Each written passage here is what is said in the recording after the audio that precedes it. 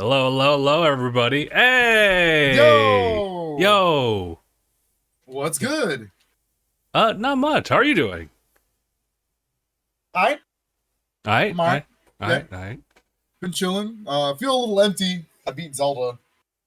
Oh, I guess, yeah, that's gonna hit you big time if you don't have anything, like, Yeah, in the queue after that. Oh, I, but, I I beat it. I beat it on Tuesday, and then the whole rest of the week, I'm just like, what do I play? I was like, I have a whole collection behind me, but I'm just like, what? I just don't have the urge. yeah, I get that. Like, Also, by the way, hey guys, how's it going? My name is Justin. so shit, I forgot we were on a podcast. And my name is Philip. And watching or listening to episode 466 of DangIT Prodcast. Welcome back, everybody. I think that's a good thing, though. It shows how much we've grown and developed as, like, our friendship. Now we just sit down and we just talk. Oh yeah, it just immediately happens. I Mm-hmm. think we were already talking before this. Like, right now I'm playing Final Fantasy. Like while we're doing this podcast, and I named all of us in the group in the cast. So like I'm a warrior, you're the monk, Sephi is the white mage, and Anaya is the black mage, and it's really funny. We're just like so like the whole time I'm referencing these characters as if it was us. And so I'm like, oh no, Justin's almost dead. I will But say, in yeah. fact, Phil, I think our friendship has now superseded my friendship with Anaya. Oh no. I'm joking, Anaya, but you wouldn't even know. I'm You not wouldn't even know, Anaya. We did see him the other day, though. He's busy. He's busy. Yeah, he's busy. He got He, to show me his his house slash garage slash like audio's like office setup, because that's actually a little bit of news. I think things got officiated. The office is now no longer Anaya's. It used to be like under my name, but it was Anaya's, and now we're moving on to different pastures. yep. So hopefully we get an update on that. But for now, Anaya wants to plan on getting recordings into that office space, like at his place. So he has to do a lot of cleanup on his end. So we'll probably get an update. He'll get Maybe there. maybe by the end of the month. He said that's a little bit of updates on that front. Yeah, Uh, he'll definitely get there. I know he's having problems with internet, right? yeah, the main big thing is the internet, because even though we had like really good internet at the office, it's kind of different at his place. So unfortunately, he has to kind of like work with that. I'm hoping that he could probably keep the internet plan like from the office and just relocate it over to his place, but we'll Well, see. that's what I was thinking, right? Yeah, because that'd be really Well, nice. Like that internet speed, like is even better than what I currently have now, which is like it used to be really whatever, but now it's like it's super reliable. But like that one was even better than that. yeah. You can probably like reach like the max like bit rate allowed for Twitch and whatnot. Well, And to not completely dox us, like I know Anaya lives in my neighborhood, so he should be able to got good internet. Like yeah, but that's yeah. what I'm rolling with. But I guess it also depends on your plan and everything. I But do pay for the highest tier I can get, so there's that. mm, I I really want to do that too. Like if possible, I I want that fiber, but we don't like. Yeah, we can't. But yeah, well, no, we'll see in the future.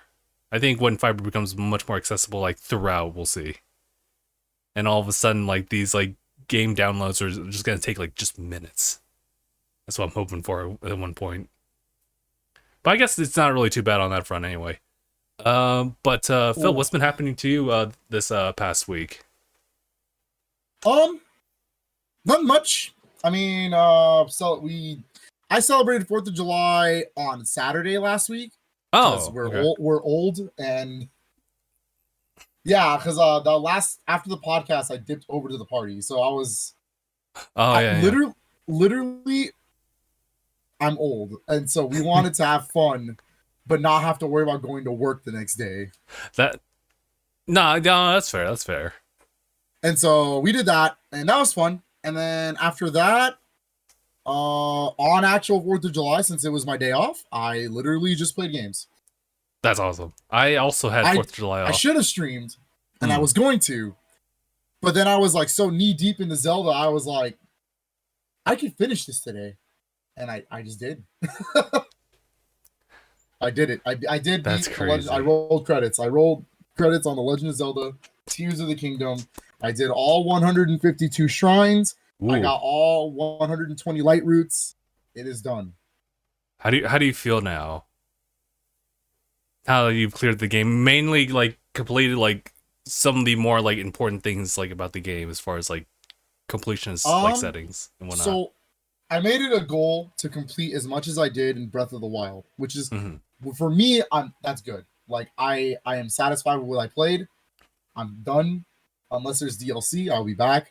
But I'm not coming back anytime soon. But I did beat it. So in Breath of the Wild, I got all 120 shrines, and I did a lot of the bigger like story side quest stuff.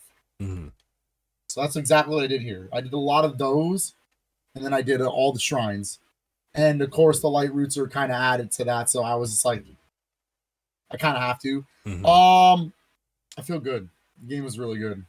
I'm not entirely sure if I like it more than Breath of the Wild. No. Before I get into that kind of like conversation, it's a better game than Breath of the Wild. Yeah. Absolutely. There's no doubt in my mind about that. There are certain mechanics I like better in Breath of the Wild, for sure. I think the sage abilities are kind of trash, honestly. They're not fun. Like Tulin is what are the words the kids use these days? Tullin's cracked. Like yeah. No, you're right. You're right. He's pretty good. Everybody else, I don't really use or need. Like Unobo, I guess I use for like mining, but yeah, that's about it. Like I don't really have any necessity to use anybody else's. Yeah. While in Breath of the Wild, the champion abilities, they're integrated in a way where you're always using them and you don't even realize it. It's like Rivali's Gale, you're able to just charge up a jump and just be high up, just go wherever you want. Mipha's Touch. I mean, like it's just there the moment you die and it's activated. Exactly. It's like it's a free fairy. It's a free fairy, and if you get the DLC, it's free. It's two free fairies. Daruk's protection is always with your shield. Yeah. So it's always there when you're blocking. Like, I don't know. And then I don't really use Urbosa's, but it's there when you want to spin attack. That's true. So it feels more integrated into your attack. So that's like the one thing I don't like is the sage abilities were not as good. I will say that the actual like abilities, like his hand abilities, way better in Tears of the Kingdom. Yes. Oh my god. Yeah. I do miss bombs. I could kind of live without rewind a little bit. I get you. If I had to trade, but I get it. It's good. That's a good change. But I feel like Breath of the Wild, personally, to me, had a bigger impact. Yeah, I see that. That's probably why I say that. Because I felt good beating Tears of the Kingdom. But I was also like, I kind of been there, done that. Oh, I get it. I know what I'm doing. Breath of the Wild felt like a new, like I was discovering things. And I was just like, oh man, this new Hyrule's so cool looking. In this one, it's like, all right, what's changed? I need to find out what's changed. It doesn't leave as much of an impact for me. Oh, really? I don't want to be that person. I do think Tears of the Kingdom is a better game. Because like I would take the Tears of the Kingdom temples over the Divine Beast any day. They suck. Yeah. Also, Nintendo, do you not know what the word continuity is? Good lord. There's like nothing from Breath of the Wild 2. Like, there are points where you're like, oh yeah, that wasn't Breath of the Wild. Oh yeah, this. But like, they don't care. There is a lot of things in there where I was like, oh, that makes no sense to be here. Yeah. But it's here. They definitely had I guess a story like choice of trying to make this like an approachable. Oh, Mark's here. He ruins the layout. Just kidding. Here we go. We're back to normal. We're back. What's up? How's it going? Hi. Thank you, Mickey Mouse. Mickey Mouse, what have you done to Mark? Oh, check out my balls. Whoa, what is he talking about? We're alive, Mark. Oh, I gagged him. Whoa. And now I'm here. Yeah, Tears of the Kingdom was really good though. Personally, as of right now, it's my game of the year. But Nice. we will have to wait and see, right? There's so many big contenders this year. I don't know what to. This year's been pretty wild for gaming. Like we always say that, but like this year, This year's been pretty banger, bro. it's been pretty banger. Like There's these a are lot like of crazy eventful games. Yeah. These are eventful games. These are not like, oh, you know, this might be pretty good. No, these are like, you already know it's good, and it's just a matter of how good. Yeah. Your experience, like, kind of going through all these different, like, types of games. I think, honestly, Tears of the Kingdom and Final Fantasy 16 are, like, really good, like, games, like, in opposition of each other for Game of the Year because of how different they are versus, you know, well, yeah, just between those two. Like, the experience is, like, so different, like, with Tears of the Kingdom. It can be as linear as you want it to, but it's not holding your hand at all. Whereas Final Fantasy 16 is totally holding your... It's essentially, like, the most, like, linear. 100% holding your hand. It's fine. Yeah. Yeah. You can say it. It's okay. We're in a safe space. We're... Thank you. Feelings feel valid. But yeah. I know. I get that feeling. Mm-hmm. I mean, I really enjoyed Final Fantasy 15 and 7 Remake back in the day. And 7 Remake completely holds your hand. Yeah. I love the combat there, too. And 7 Remake was my game of the year 2020, so it even beat out Last of Us Part 2, which I thought was really good too. So, you know, that was a divisive game. It's a divisive game, but for the wrong reasons. I really love that game. I heard Last of Us 2, at least from what I've heard, it's like even people who weren't just hating on it to hate on it, they like people who just genuinely criticize, they're like, eh. It's good. Well, in comparison to 1, I think is what they were talking about. My only, you know what? Yeah, I guess I would say 1 is the better game. But that doesn't take away anything from 2. 2 is a 10 out of 10 game. My only issue is I don't like splitting the abilities between 2 different characters. It's it's weird. It's weird. I feel like we're already past enough to talk about this game. So, like Ellie feels like the next step forward for the series, right? Like when you're playing her. Okay. But then you play, oh my god, why can't I not remember her name? The big divisive one. I can't remember her name. Yeah, I don't remember her name. But yeah, yeah, I can't remember her name. She's very forgettable. She plays like Joel in The Last of Us 1.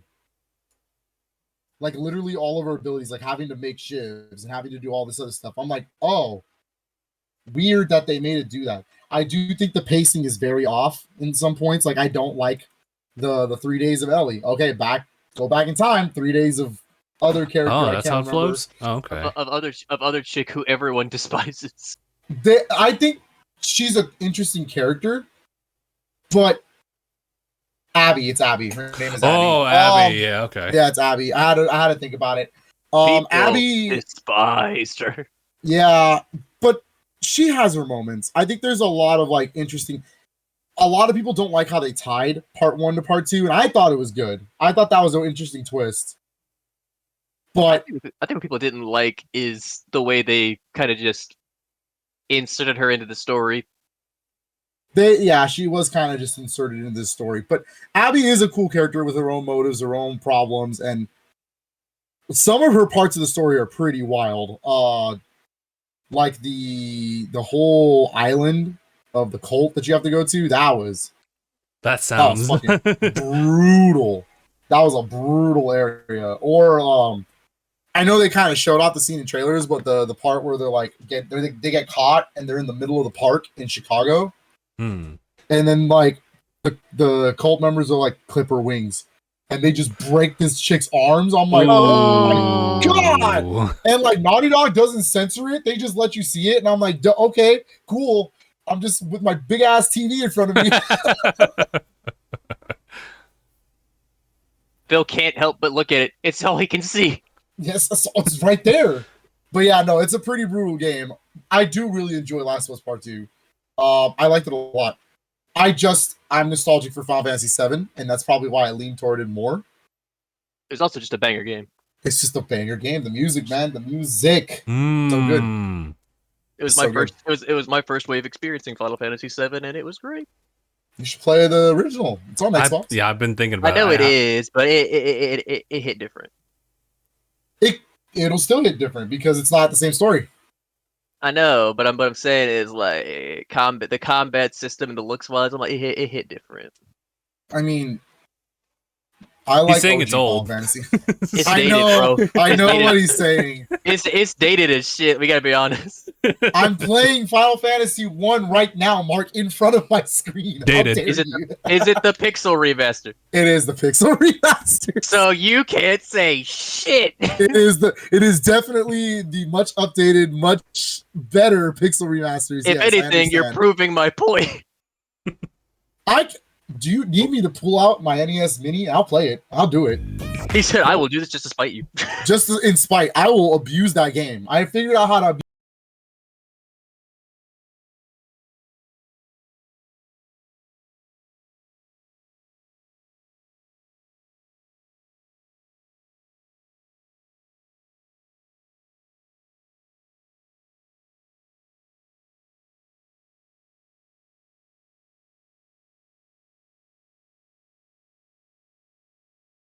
It's really hard to get back into it. I would just say on top of that, it's like, especially in this day and age when we're spoiled by graphics, it's like sometimes it's hard to look past. Yeah, true. I guess, but graphics don't make a game. They don't. You're not wrong. It's like I'm pretty sure if I did it, I probably would enjoy it. It's just like it's like at face value, it's like I don't know about this. I get what you mean. It has some wonky things for sure, but when you get past those, man, what a game! I don't know. There'll never be another game like Final Fantasy VII. Mm-hmm. I hope. I pray and hope one day there will be, but From what I heard, nothing changes the genre more than Final Fantasy VII. From what I heard, 8 tried. Man, did it try. I like it. From what I've seen, I like the story and the concept of 8. Oh no, the story is great, Nate. I don't think there is a single Final Fantasy that doesn't have a bad story. The problem, well, 13 haters will probably tell you that's a bad story, and it's probably the weakest one. But 8 has a great story. What I don't like about 8 is its combat and its gameplay. I think that 8 would do would get a lot of justice done if it did get a remake treatment. Yeah, 8 has a very 8 is considered one of the black sheeps of the series because of the way it handles its experience points. AKA, it doesn't have experience points. I feel if they just like gave it the remaster treatment with the modern combat system, it would probably be a hit. Maybe, but 9 is apparently the one that's rumored to be getting that remake. Why 9? Wait, what? Why 9?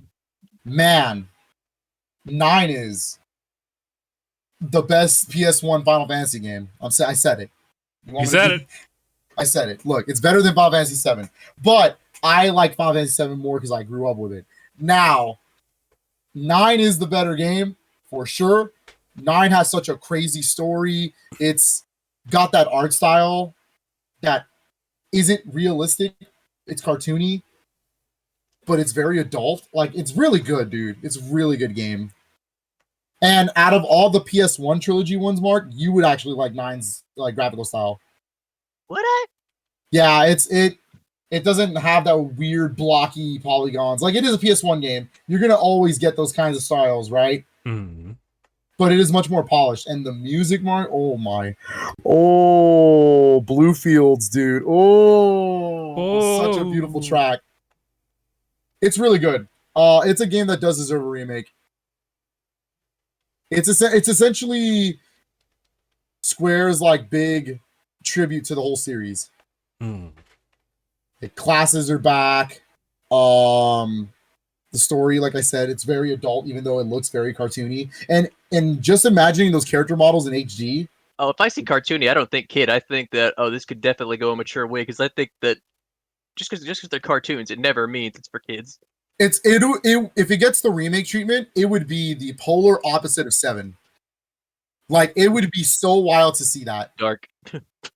No, not dark, just very like light, bright, colorful, like cartoony character models. They're not realistic at all.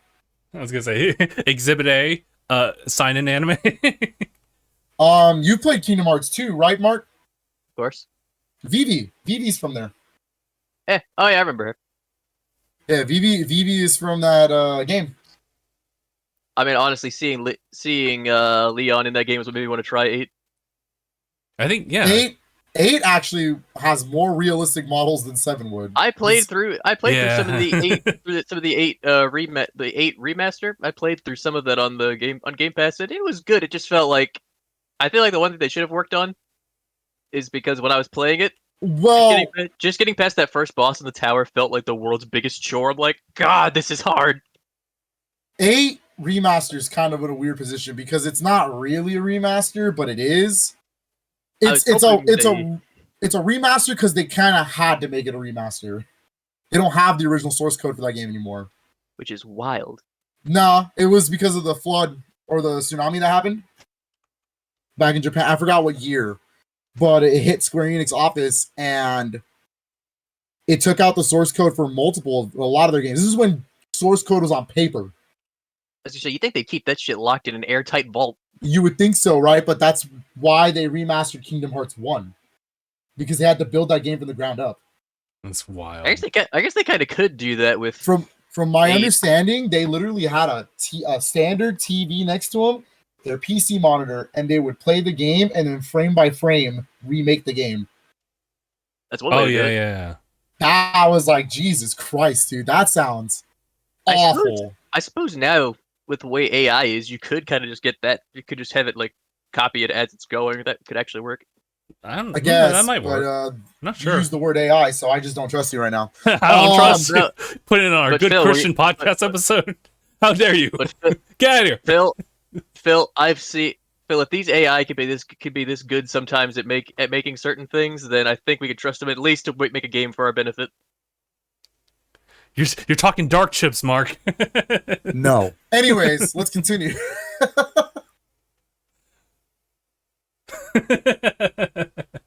Sorry, give me a moment. I'm not completely against the idea. I think that AI should be limited, but I don't think it should be outlawed entirely. I mean, if Marvel can do it with Secret Invasion's opening, I'm sure we can do it. Oh. I remember that. They kept that opening. They didn't change it. Actually, in Mark's case, for Secret Invasion, the AI kind of makes sense, right? Because it's all secret and nobody knows it's real. I get it. Actual thing, yeah, okay. If people actually looked into that and not just judged it off its cover, but yeah. You forget some people have shorter attention spans. I have ADD, and even I know better than to do that. Mm-hmm. Like, AI is interesting for sure, but I don't know. See, I don't know. I don't like the idea of taking an artist's job away. Now, here's the thing. I agree with you on that. I do. But however, I do think there are some aspects that it can come in handy. It could come in handy, sure. Now, if someone calls themselves like an making AI, those funny Obama, Biden, and Trump memes, yeah. No, there's been. Have you seen that on Twitch? The Trump Biden debate. That shit's hilarious. I love when they refer to him as Sleepy Joe. Bro, the AIs, those two AIs just sit there and roast each other in the chat all day, and it's hilarious. Oh my god! Or the Family Guy AI that got banned. Good lord. And I mean, there's legit Twitch. Like, I legit saw a Twitter account. I read the name. I was like, oh no. The Twitter handle was literally just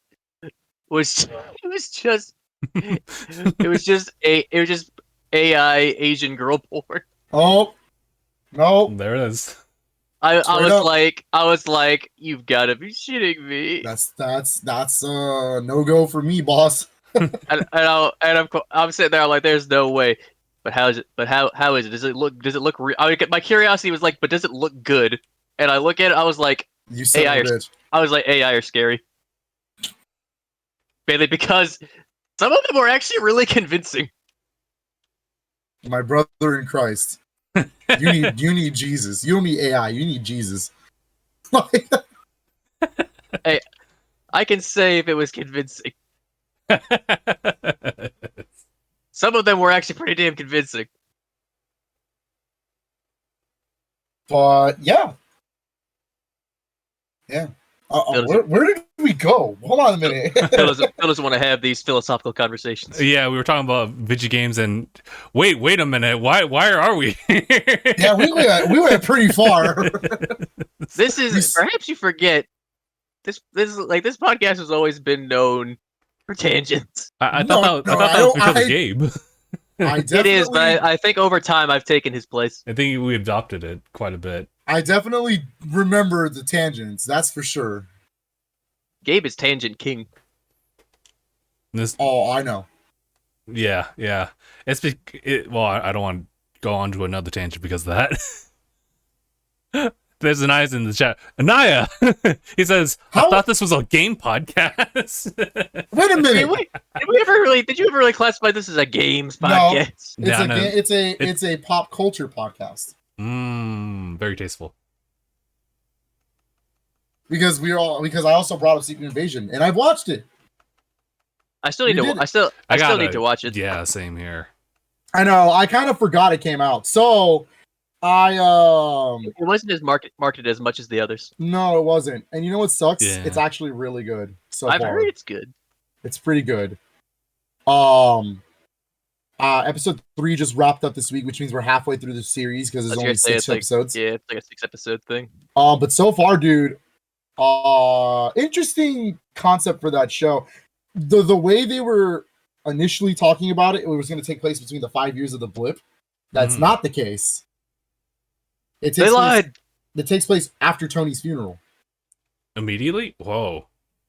Not immediately. Okay. Yeah, okay. They'll let you know when, but it does take place. Also, if you have never seen Captain Marvel, you might as well not watch this yet. You have to watch Captain Marvel. There could be a bunch of shit you don't a lot even of references. understand. The scrolls. I know that. Yeah. It seems like it was a Captain Marvel 2, and then they made it into a show without Captain Marvel. So, like I mean, on top of that, like I've seen it. Like I've seen the fact that there's like just from the trailers, it's like I could tell there's probably a lot of Captain Marvel references in this. Way too many. That and just a lot of Shield references, a lot of Nick Fury, those movies, like any movies that have Shield or Nick Fury in it, those are the ones you have to watch to get the references. Mm-hmm. Now, that being said, this week they kind of revealed the main villain, which is pretty interesting. Oh, really? Who is the main villain? Who do you think is the main villain, Mark? Just out of curiosity, I just want you to take a wild guess. It's a pretty easy guess. It's the people. It's the audience? No. The audience is always the villain, but I'm talking like. I mean, he's not wrong. It's no, like legitimately. What do you think is the villain? It's Fury's wife. I'm trying. No, here's just the thing. I was very close. That was good. Shot in dark. That was actually very close, Justin. But this man is actually like. He's actually he's actually not that far off in terms of Justin is really good at literally like, oh, it's this. Or everyone's like, what the fuck do you mean? And there's some common tropes that get carried. Yeah, it is his wife is in it. I didn't even realize she gets confirmed as a Skrull, so he's been hitting that alien pussy? Yep. Wait, do they have a kid? I want to know. No, I say that because no way. Now you see, I say that because in my personal group of friends, my friend David, his role in our Discord server is literally alien pussy enthusiast. Mark, I'm gonna give you 10 minutes to rethink what you just said. That alien, yeah. Yeah. That alien bussy. Jeez. No, okay, so she's part of it because the enemies are another, like, it's the Skrulls overall, right? But that's why it's called Secret Invasion, right? Yeah. But there's one specific scroll who is doing something like that's gonna happen, more than likely gonna happen very soon in the show. Mhm. Super Scroll. Super Scroll's the bad guy. Super Scroll. The legendary Super Scroll. Do you not know what Super Scroll is? Well, I do not know. Well, first of all, if you've never played Marvel vs. Capcom 3, you're a poser. Super Scroll. Oh My no. brother has. Super Scroll, well, in the comics, Super Scroll is supposed to be a scroll that can embody like actual superhero powers, not just copy people. Oh, So, that's bad. in the comics, he's all the Fantastic Four combined. That's broken. Jesus. He can turn his fist into the Thing. He can turn invisible like Invisible Woman. Oh, His whole body can stretch like Mr. Fantastic. Oh hell And he no. has fire powers like Human Torch. It needs to be nerfed. Yeah. Wait for the patch. So if he's able to actually pull those off in the show, Fantastic Four is coming sooner than we thought. Mm. I mean, we've known it's been coming. Yeah, but they haven't actually specifically referenced Fantastic Four. I'm sure that they're probably going to do some MCU shit and be like, well, he can just copy powers in general. So Yeah. The copy skill. It's a pretty busted skill. Mm. So we'll see how that turns out. But overall, yeah, that's what's happening so far. It's going to be Super Scroll. It's supposed to be like an army of Super Scrolls because there's not just one Super Scroll. Hey, wait. Multiple legendary Super Scrolls. Interesting. Just like, I guess like that subsection of scrolls is crazy. Yeah. That they can like embody powers that person actually has and not just the appearance. So that's pretty cool. There's like the main scroll from Captain Marvel is one of the good guys. He's pretty good. Mm. Nick Fury's here. Maria Hill's there. It's a good show. It's a very good show. Okay. There's a cameo from what's his name? The only Shield agent in Wakanda or in Wakanda Forever. Yeah. Oh, that one in guy. Black Panther. Yeah, he's there. Yeah. Okay. He's a cameo, but he's fun. And then Don Cheadle's in the show. War Machine himself. Yeah. I have seen like some clips here. They got to set him up for Armor Wars. They're kind of setting him up for Armor Wars, I believe, but we'll see. It's mostly a story about Nick Fury and the Skrulls. That's fair. It would also help explain why he's up in space in the first place. It does explain to you. Gotcha. It actually does explain to you. But yeah, so far it's been good. I don't think it's bad at all. I don't know if it's the most exciting show in the world, but it's been fun. He said I wouldn't say exactly it's my blood pumping, but it's not bad. Yeah, I think fun. I saw. I'm ready to see the rest of the episodes. Gotcha. I think at some point, like the high, like I lost the word for it, but just like the high action octane type of like action for high octane like action sequences you would know, like Avengers 4, just generally speaking. Yeah, that's no longer going to be a thing as you develop the universe. No. At least not until the next Avengers movies. Yeah, that's true. Which you're looking at years, so. I mean, didn't Simu Liu just come out and say Shang-Chi too is looking like it's getting pushed back until after the next Avengers movie? Yeah, pretty much. Which I was like, oh. Hey, listen, if he gets an appearance in the next Avengers, like, then I'd be happy with that. That would be pretty wild, but. I mean, I feel like that would make sense. I mean, he's going to be once you're part of the MCU and you're a hero. I mean, there's a fair chance he'll probably show up in the Avengers. Yeah, and I think he's already gotten his like story developed to a certain extent already. So it's just about like what he can contribute to, like whatever like world-ending crisis could be happening. Especially the stuff they alluded to at the end in like their little secret ending or post-credit scene with Wong. Yeah, and also just like the rings, like having it's like a beacon, and I mean, in the comics, they belong to a race of alien dragons. Cool. I hope that gets in. That'd be cool. He said cool.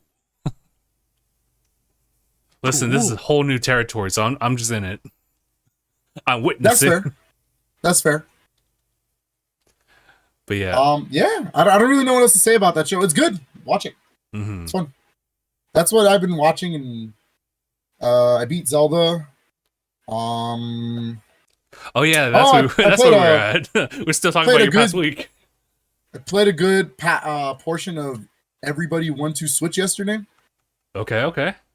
It was quite interesting. We did it in a very small, like my living room in the back of the couch. So musical chairs was very wild to experience. But we did this with 8 players, and yeah, I can definitely say and confidently say that it is a better game than 1-2 Switch.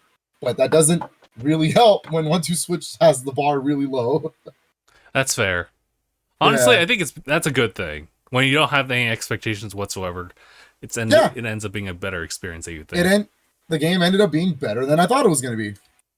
Is it amazing? Do you need to rush out of here, stop the podcast, and buy it? Yes. No. Absolutely I mean, not. no, wait. It's like, pause. He said absolutely not. Please stay. That is definitely not the case. Don't do that. Don't be doing that. But it is it's an hour game. If for $30, if you and your friends like pitch the money in together, it'll be a funny time. Mm-hmm. Otherwise, just go play Mario Party Superstars. Yeah, otherwise go play like the multitude of better party games on the Switch. It's true. You also need like one copy, right? So it's like everyone else can like chime in just like through like local play or just like through their smartphone. Exactly. Nice. We still got to do that. Yeah, we still got to do that. Yeah, but I guess we also have something else planned out because Mario Kart's DLC. We do. Hey, that was a good segue. I'm proud of you, Justin. That one was a good one. He's been doing YouTube this long for no reason. Yeah. So, Mario Party DLC, Wave 5, baby. We finally got a confirmation of what it is, what it's included, and it's the release date next Wednesday. So, Friday, Mario Kart stream, baby. We back. It's been a while, but we back. Man, we're so close to completing it. Yeah, dude. Oh my god, only 8 more tracks. Oh. And then I just gotta wonder what's next for Mario Kart. Oh man, let me 9 pull up. Finally, no, it's another set of DLC. Honestly, I wouldn't even be mad. I'm just convinced they just don't want to do 9. I'm convinced that you don't need to do 9. Yeah, I'm kind of convinced that they're convinced that they don't need to do 9. That's the thing, dude. Mario Kart 8 sells. It's been selling. I don't know how you improve that game. In fact, I think they would, if they want to make another Mario Kart, they would probably line it up with the next console or something like that. Yeah, I feel like typically, I just feel like, that's why I say I feel like Smash Ultimate's just getting up in the same vein. Yeah. That's a little bit harder deal though. That's a lot of licenses to have to pay. Yeah, but I feel like if you just keep this one and then use every new console, you just do a whole new set for it. Then I feel like, your budget will work out. We'll see. I don't know. I don't know how you would do a new Mario Kart though for sure. Because it really is the most expansive Mario Kart out there ever. It's my personal favorite Mario Kart because of that. There's just so much variety, dude. It's crazy. That makes sense. The only other way, Mark's correct. The only other way they're going to make another Mario Kart is if they have another console, for sure. Now, which they have confirmed is a thing. In my opinion, the only way you can top this is if you start making it a Nintendo kart and not just Mario. Well, that's the only way you can get away with like doing stuff like that. Because realistically, it'd be so cool to get a Kirby track, a Splatoon track, or just Kirby as a playable racer. I feel like they could easily just do that in Mario Kart if they wanted. They probably could do it in Mario Kart. They probably could. I mean, they did it with Animal Crossing and Zelda, and Splatoon has their own battle stage. Like, they could do it. Yeah. That's what I mean. It's like, they're like, we're Nintendo. We can do whatever the fuck we want. Excite Bike track, 2 F-Zero tracks. Yeah. I would love to see Samus on a go-kart. Oh my god. She's only using one hand. Essentially rip off Sonic and Sega All-Stars Racing. Do it. Essentially, yeah. Please. I actually would love to see that. And then say you did it first. Oh my god.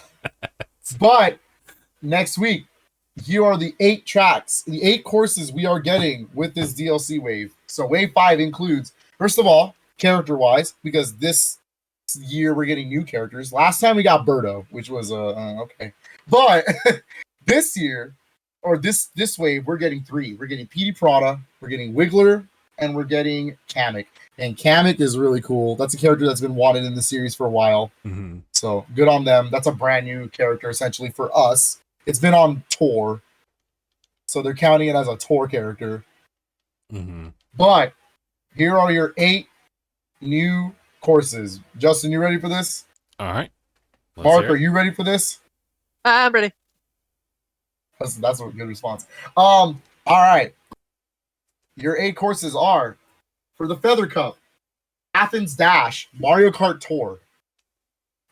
So from my understanding, that's actually new. Like that just came out like last week on tour. Ooh. It's based on Greek mythology, so or Greek or Greece in general, so it's gonna be cool. The return of the fan favorite, everybody's been asking for it. Daisy Cruiser from Double Dash. Let's fucking go. That's what I'm talking about, baby. I needed that track. I needed that track so bad. That's it's a fun so course. good. That's a damn good track, dude. Oh my god. Believe it or not, Katrina's favorite course of all time got in, and I literally cannot believe it because I can't stand that fucking course. And it's Of course. It's Moonview Highway from Mario Kart Wii. I had a feeling you were gonna say that. Like, and I can't stand that fucking track. If you've ever played it, it's really tight. Like it's and I mean like small. Like it's what it is. It's all narrow. You're on streets like a freeway. Think Toad's Turnpike. Mm-hmm. With the cars at all times. You're on a mountainside and then you go into a city. That's what that track is. It's very, and if they add more going on there, normal, man, it's in the Special Cup on Wii for a reason. That's what I need to tell you. It's a pretty tough track. And brand new track, Squeaky Clean Sprint, which is also getting added to tour, so it's technically a tour track. That one looks cool. That's the one where they're in the bathtub and you can jump out of the bathtub into the sink. It's in a bathroom. The whole course is in a bathroom. It's pretty funny. That is really funny. For the Cherry Cup, you have a lot of the ones. You have 3 of the ones. Honestly, the Cherry Cup in general are the 4 that I wanted. These are the ones I've always been wanting in the game, and I got all 4 of them. So now, at this point, there's only very few courses I want left. You get Los Angeles Laps, baby. That's literally the one I wanted from tour. It is based here in not our hometown, but we're definitely close to LA. Does any of it look familiar? Yes, it does. Ooh. You drive through Santa Monica Pier. You see the graffiti on the walls. What's really cool is there's a part where you fly over Dodger Stadium. Huh. Okay. It's really cool, dude. That track is sick. Sunset Wilds from Mario Kart Super Circuit, so Game Boy Advance. Oh. Interesting choice. It is one of the better tracks in that game. I will confirm that they did censor it because I didn't think they were going to be able to get away with the original, where the Shy Guys were Indians. What are you saying? Are you saying there's something offensive in that game? No, not that Indian. I'm talking about like feathers on the head. Oh, you're. Yes. Like there's teepees everywhere. Yeah. So didn't think they were gonna let us get away with that one. So they turned the Shy Guys. Yeah, turned the Shy Guys into minors. It's definitely gonna. It would definitely come because it's definitely because especially.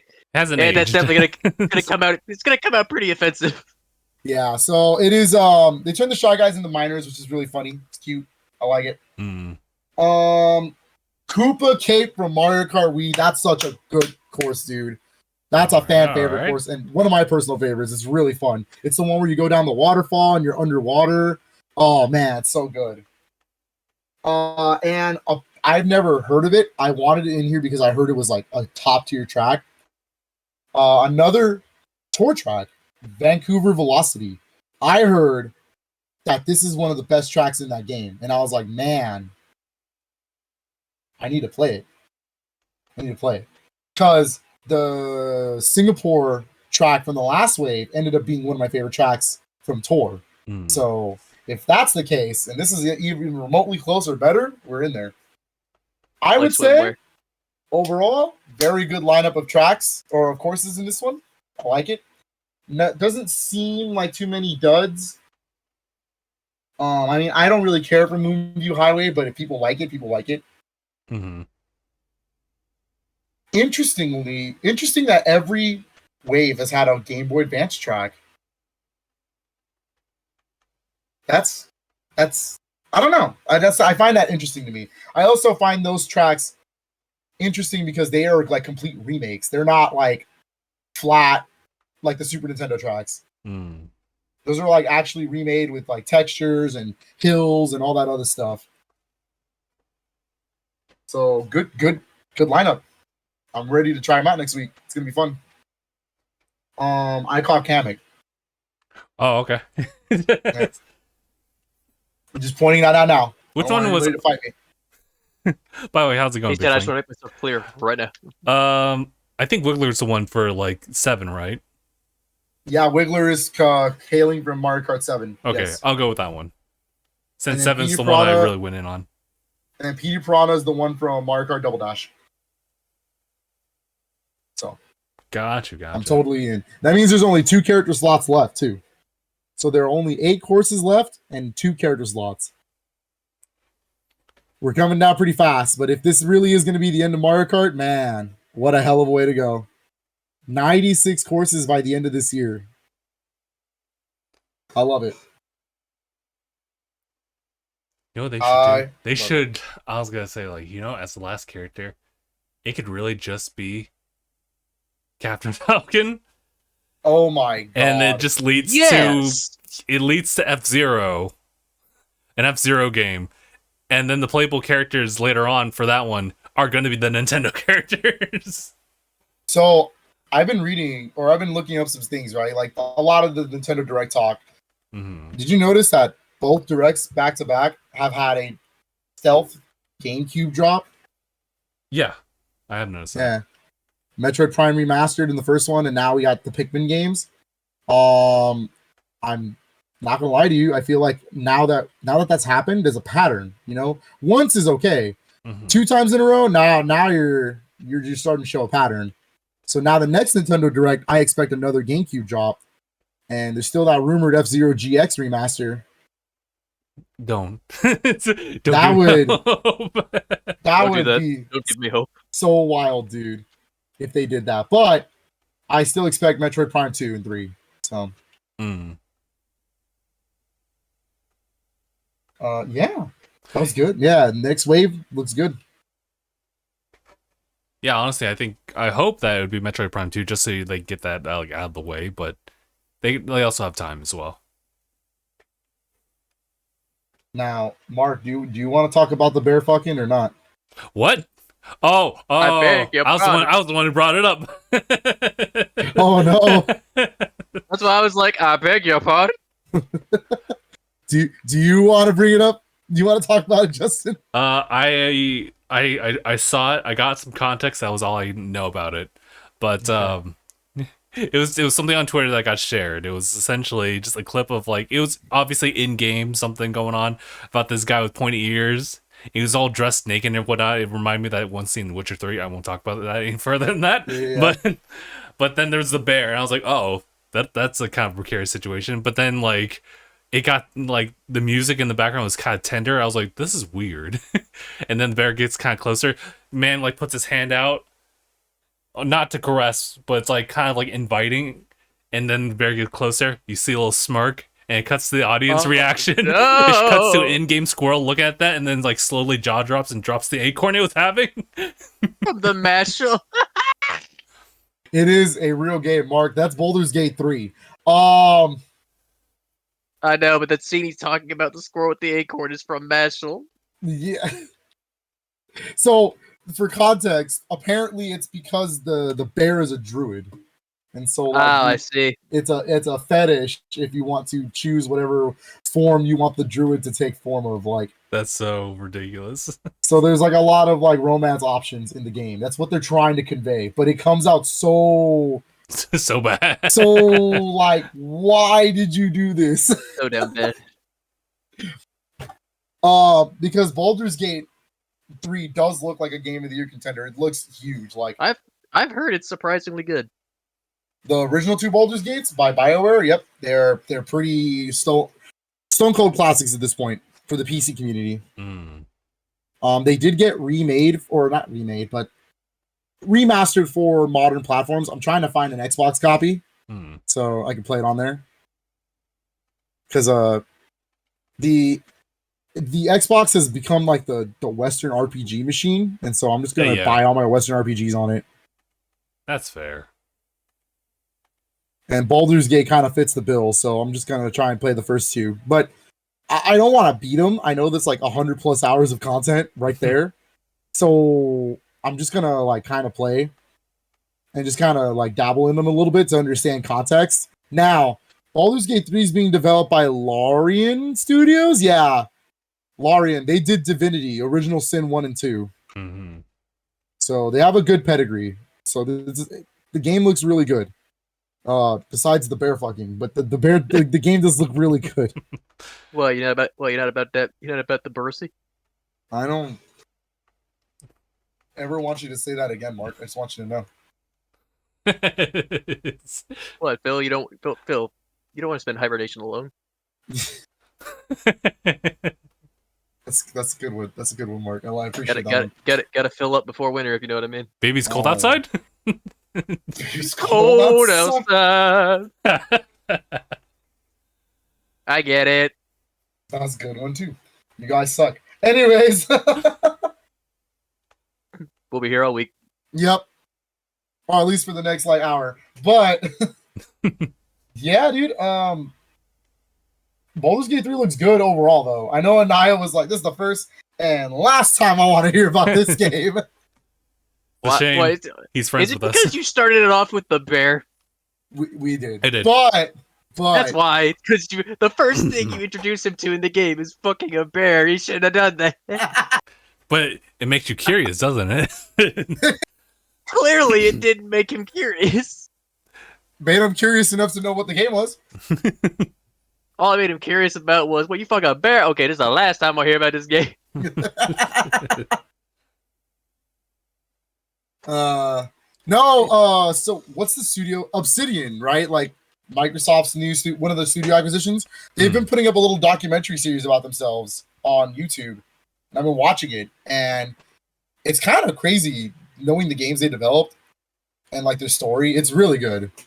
Like that's why it's got me so curious about Baldur's Gate and whatnot, because they created the unofficial sequels to Baldur's Gate 1 and 2. So it'd be like Icewind Dale, and then the other one's Planescape Torment. Those are also remastered on modern consoles. I gotta play those. But they're like kind of pseudo sequels to them, and I got curious about more Western RPGs. Is essentially what it is. I want to really invest some time into some of those. And I kind of want to do it on Xbox because, like I said, it's becoming the de facto Western RPG machine.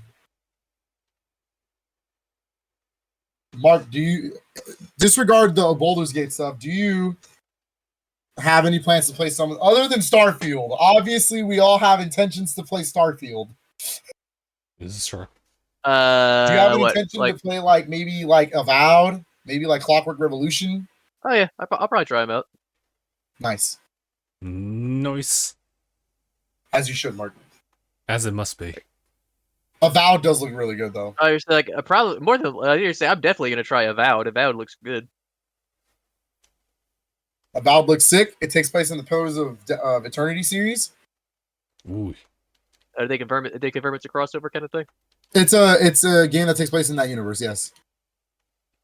And you can play those games on Game Pass. Let's go. So if you want to try those, Mark, I would highly recommend those. Those are very good Western style RPGs. Day one with Xbox Game Pass. Those are not turn-based. Those are like top-down, like choice decisions, like that kind of stuff. That's what makes a Western RPG. I finally figured it out. It's not turn-based. That determines if it's a Japanese RPG or a Western RPG. It's the choice of freedom in the game that determines it. Really? That's how I'm gonna look at it. Yeah. So like, if the game gives you complete freedom, lets you roam around, lets you make the dialogue choices, there's stats all over the place. That's a Western RPG. If it's a Japanese RPG, there's specific tropes, right? Sure. Yeah. There's like the shops with money that you have to like save up before you continue here and do this. Yeah, it's more linear. Okay, I see what you mean. I've discovered it. I did it. All these years. I cracked the code. I'm in. But yeah. Yeah, that actually does make sense. I was thinking like 16's kind of. Is turn-based. I mean, a lot of Japanese RPGs, at least nowadays, aren't even doing turn-based anymore. No, they're all action. Yeah, they've been transitioning a lot. I will be terrified the day they say Dragon Quest 12 is an action game. Yeah. Haven't they already said that? They said that they are changing something, but I don't know if it was specifically the gameplay, like the main gameplay. Here's the problem, Mark. 11 felt like it could have worked really good if it wasn't Mark, even better if it was Mark, an action game. what you're saying is heresy. Let me tell you something. The future is now, old man. No. I'm gonna stop you right there because I don't want. The future is now, old man. I don't want Dragon Quest fans to attack us. All right, that's the problem. Actually, we might get good clap. Good clap. Wait a minute. Dragon Quest is a series that does not change on purpose. It is a series that has kept tradition up until this point, and that is how it's always going to be with them. Final Fantasy is a different story. Final Fantasy is that what's the time? What's the RPGs of the time? We need something with that. Mm-hmm. They make a Final Fantasy in the era that makes sense. That's why Final Fantasy 16 will probably be someone's favorite Final Fantasy ever, because it's the RPG that they grew up with. It's one of the, at the time, RPGs. I see what you mean. Dragon Quest is not that. Dragon Quest is, we have NES, that's how it's always been. That's just an unrealistic expectation to keep. It's like NES, that's how it's always been. Well, I get that, and you get that. And probably Justin gets that. Probably. But the rest of the world doesn't. Japan doesn't know that. Don't do that to them. I mean, I just feel, because there's a thing. I'm like, hey, if Dragon Quest, because I was playing 11. That was my first time really playing a Dragon Quest game, and I enjoyed it. Man, 11 is really good. But when I was playing it ain't no 8, but it's good. But when I was playing it, I also did think it doesn't bother me that it's turn based. But I was like, if it was action, I'd be like, yeah, I could see it working like an action game. Yeah. I think it could do that and still be good. You probably could. That's essentially how Dragon Quest has always been. They stick to what they know. I mean, there's nothing never wrong. Really changed. There's nothing really wrong with that. But I also think that for some people, avoid the aversions to change because of tradition. I was like, yes, sometimes that is good, but other times there are some times where it's not always a bad idea to try something. Well, no, of course not. But that's why Dragon Quest has always been so niche. It's why it doesn't get as popular. It's why it's not as popular as, I guess, Final Fantasy. Yeah. Is it older than Final Fantasy? It is. Mm. It is the grandfather of Japanese RPGs. I couldn't remember if it was Dragon Quest or Chrono Trigger. It was one or the other. No, Chrono Trigger is way old or later than that. It's way later than that. That's it. The Dragon Quest was 1980. Somebody pull up a reference for me before I answer that question without knowing it. 80. Dragon Quest? 87? Let's see. 86. 88? 86. Yeah, there you go. Ooh. Yeah, Dragon Quest 1 was 86. And then Final Fantasy was until 1990. Wild. Yeah. Let me put this into perspective, Mark. There are 4 Dragon Quest games on NES and only 1 Final Fantasy game on NES. Oh, whoa. Hey. That is perspective. They made 4 different Dragon Quests while Final Fantasy 1 only had 1. And then they went to Well, let me rephrase that. In Japan, there's 3 Final Fantasies on NES, 4 Dragon Quests on NES. Gotcha. Yeah, because remember, we Americans were too dumb to get RPGs, so Of course. we got Final Fantasy 2 on Super Nintendo, but 2 was 4. Yeah. Final RP numbers. Final Fenry. So just keep that in mind. But yeah, Dragon Quest. That's why there's so many Dragon Quest spin-offs. I don't know if you realize that. Oh, I know there's a lot of spin-offs. I mean, I played one of them, which was Crisis Core. Final Fantasy. Did I say Final Fantasy? I meant Dragon Quest. I know. I mean, I also know there's theirs, like with builders and stuff like that. No, but that's why there's so many spin-offs. It's because then they don't have to follow tradition. They're like, we can do stuff that's different. Yeah, like Dragon Quest Monsters is a game that's probably right up your alley, Mark. It's a Pokemon clone. Probably get behind that. Yeah, it's a Pokemon clone. It was made to compete with Pokemon back in the day on Game Boy. The new one's coming out this year on Switch. Looks great. But like I said, there's different styles of Dragon Quest for that reason.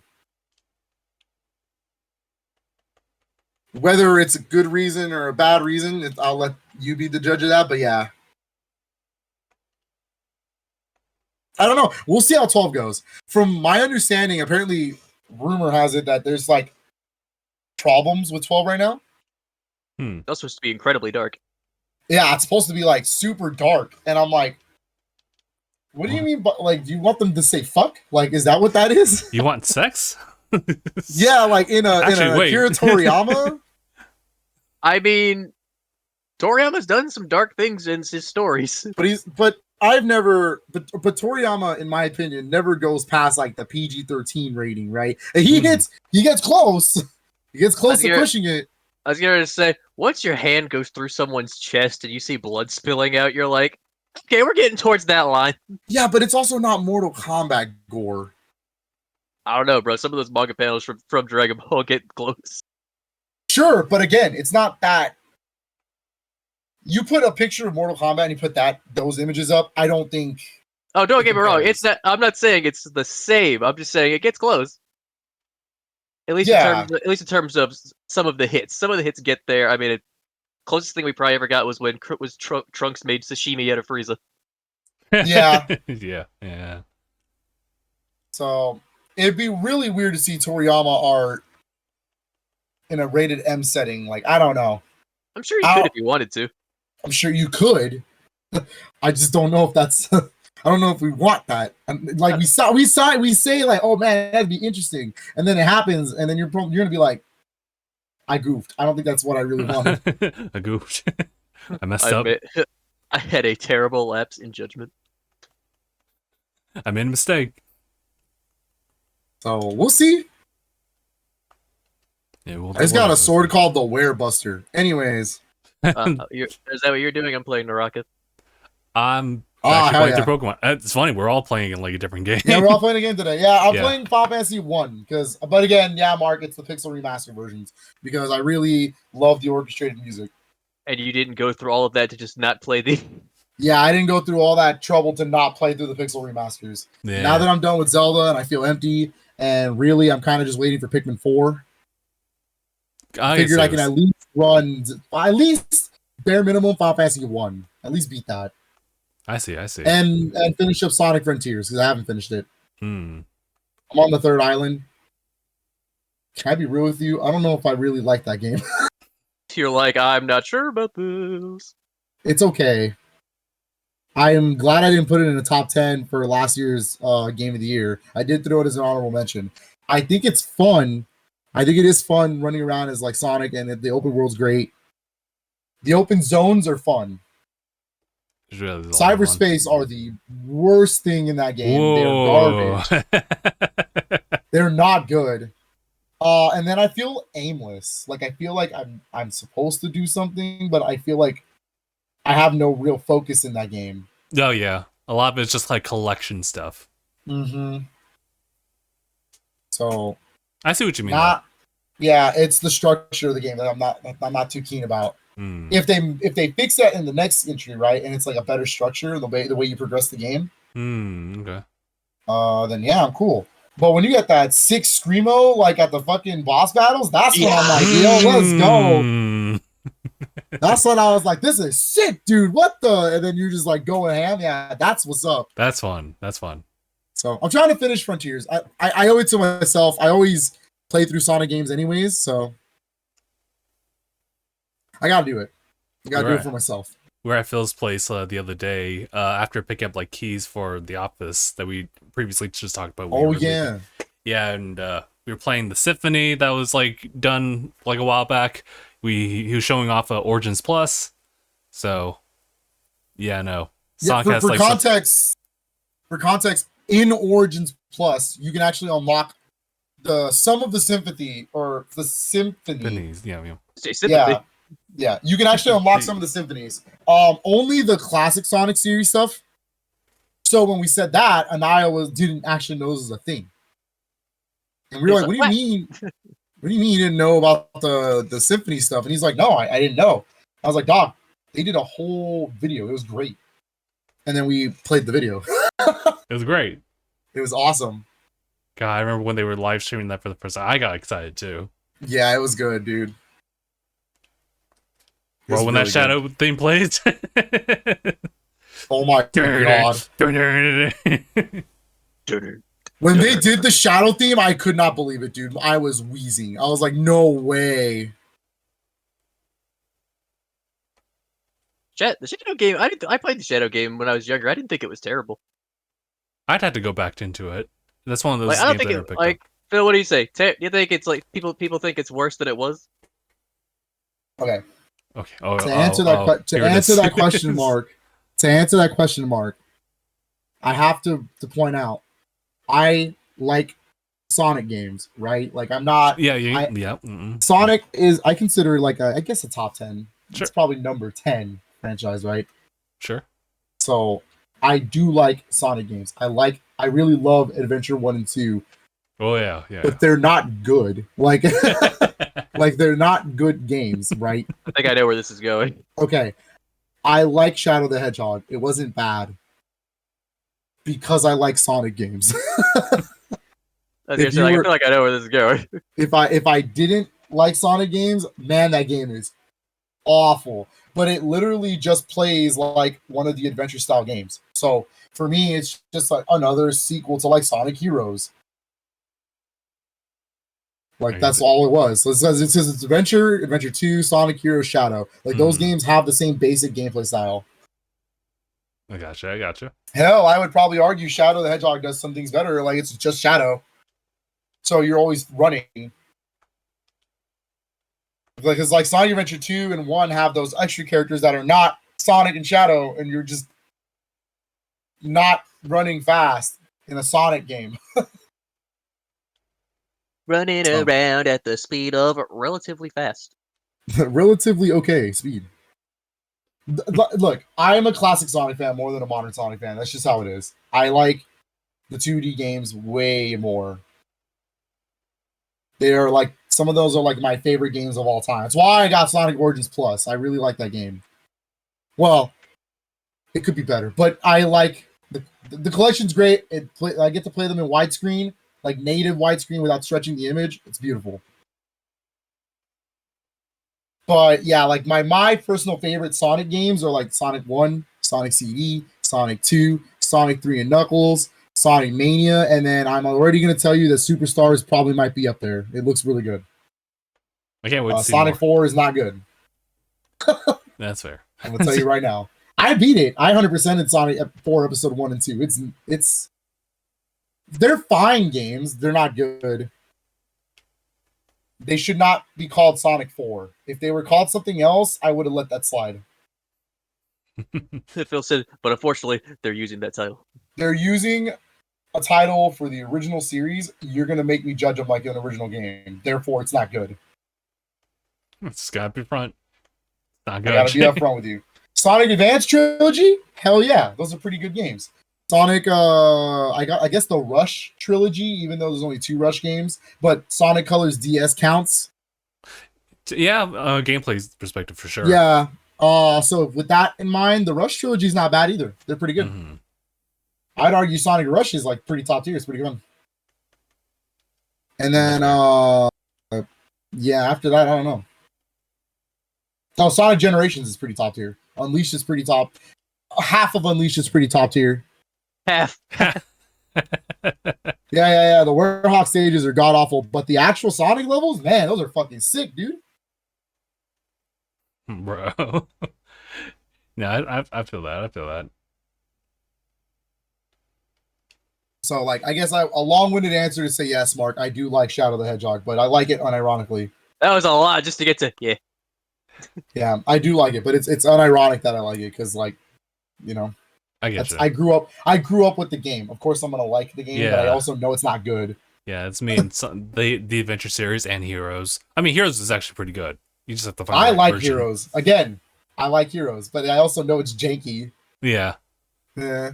I think I actually GameCube is the saving grace version. I don't have a copy of Shadow the Hedgehog, unfortunately. I should get one. Yeah, same here. So I'm like, huh. Maybe that should be one of those things. damn. Yeah. Damn. Those what Not creatures? Sonic? Shadow. Maria.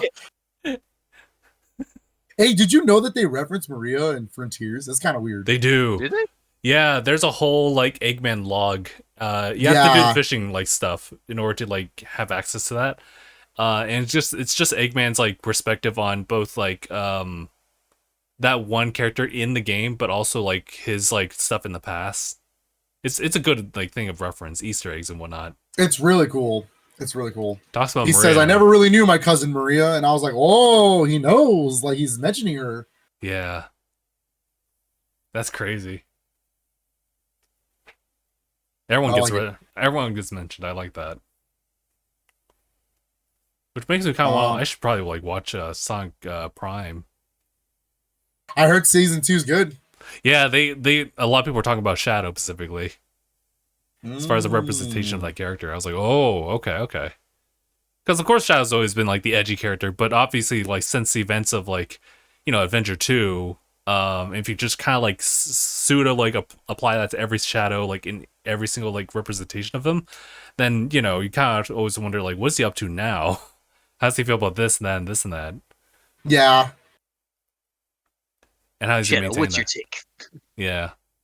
So in this one, like he's portrayed a little bit more as like he's obviously distrustful towards other people outside of like the whole Sonic group. So He's an anti-hero. yeah, he's an anti-hero. So he has to like kind of like wake Sonic up with that. But he also knows that like they're kind of on par and they both need each other. So yeah, it's very interesting. Damn. What was I gonna say? So with Mario Wonder coming up this year, I kind of wanted to do another Mario marathon, but not in the same vein. Not in the same vein as like what I did last time for Dang It. That I'm saving for the 40th anniversary. Sure. But that I have a whole plan. I'm actually gonna add to that. That's crazy. That marathon. I can't. The minute that year starts, it's just Mario. It's oh my god.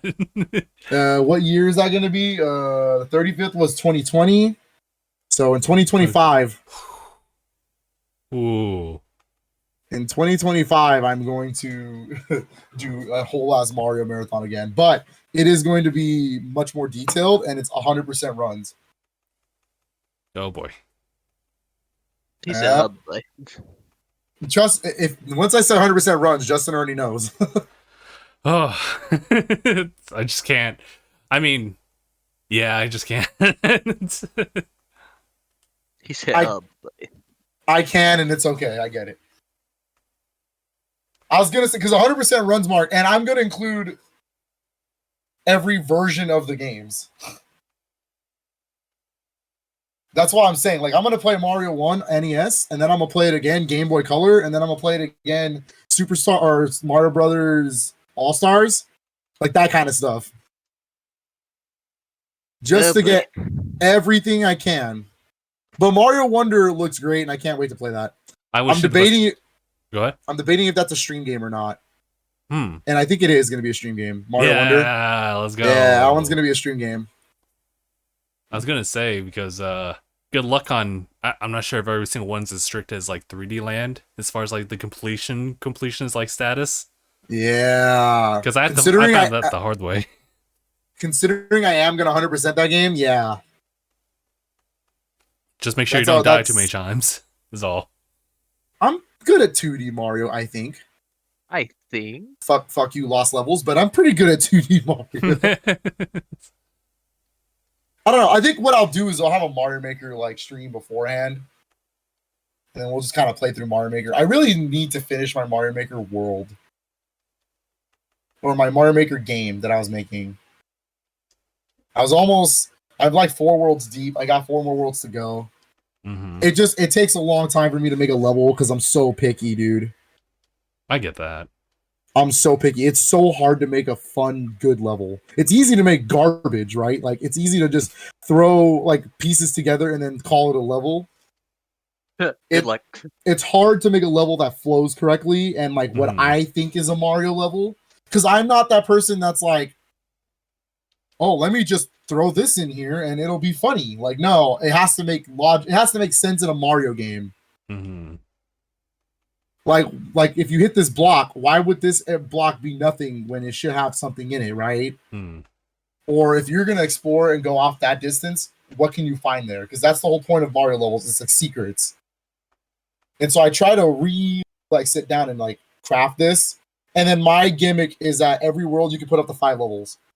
So every world has 1 level from each style of Mario. So I try to design them as intricately as possible, but it is.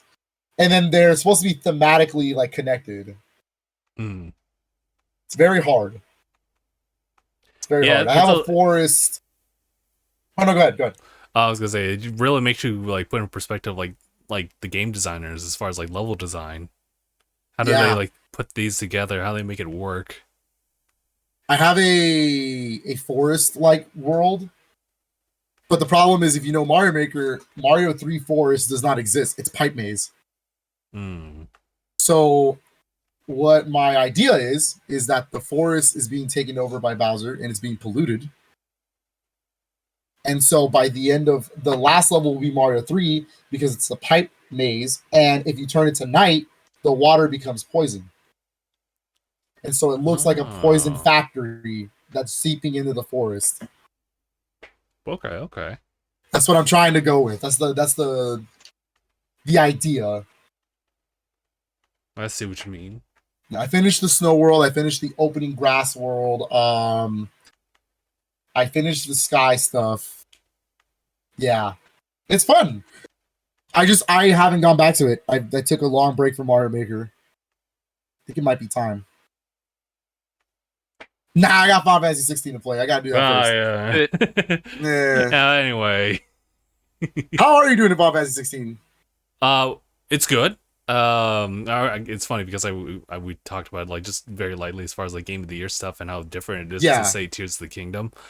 I'm really liking it so far. I don't know exactly where I am, so like as far as like from like the end, but I'm at like level 30 something, and I know that it might look like, if we're going based off of that demo of like hunting like that S rank boss or monster that was like in its 40s, maybe the 40s is kind of like the end point for like players, or 50 even. So I might be like maybe halfway.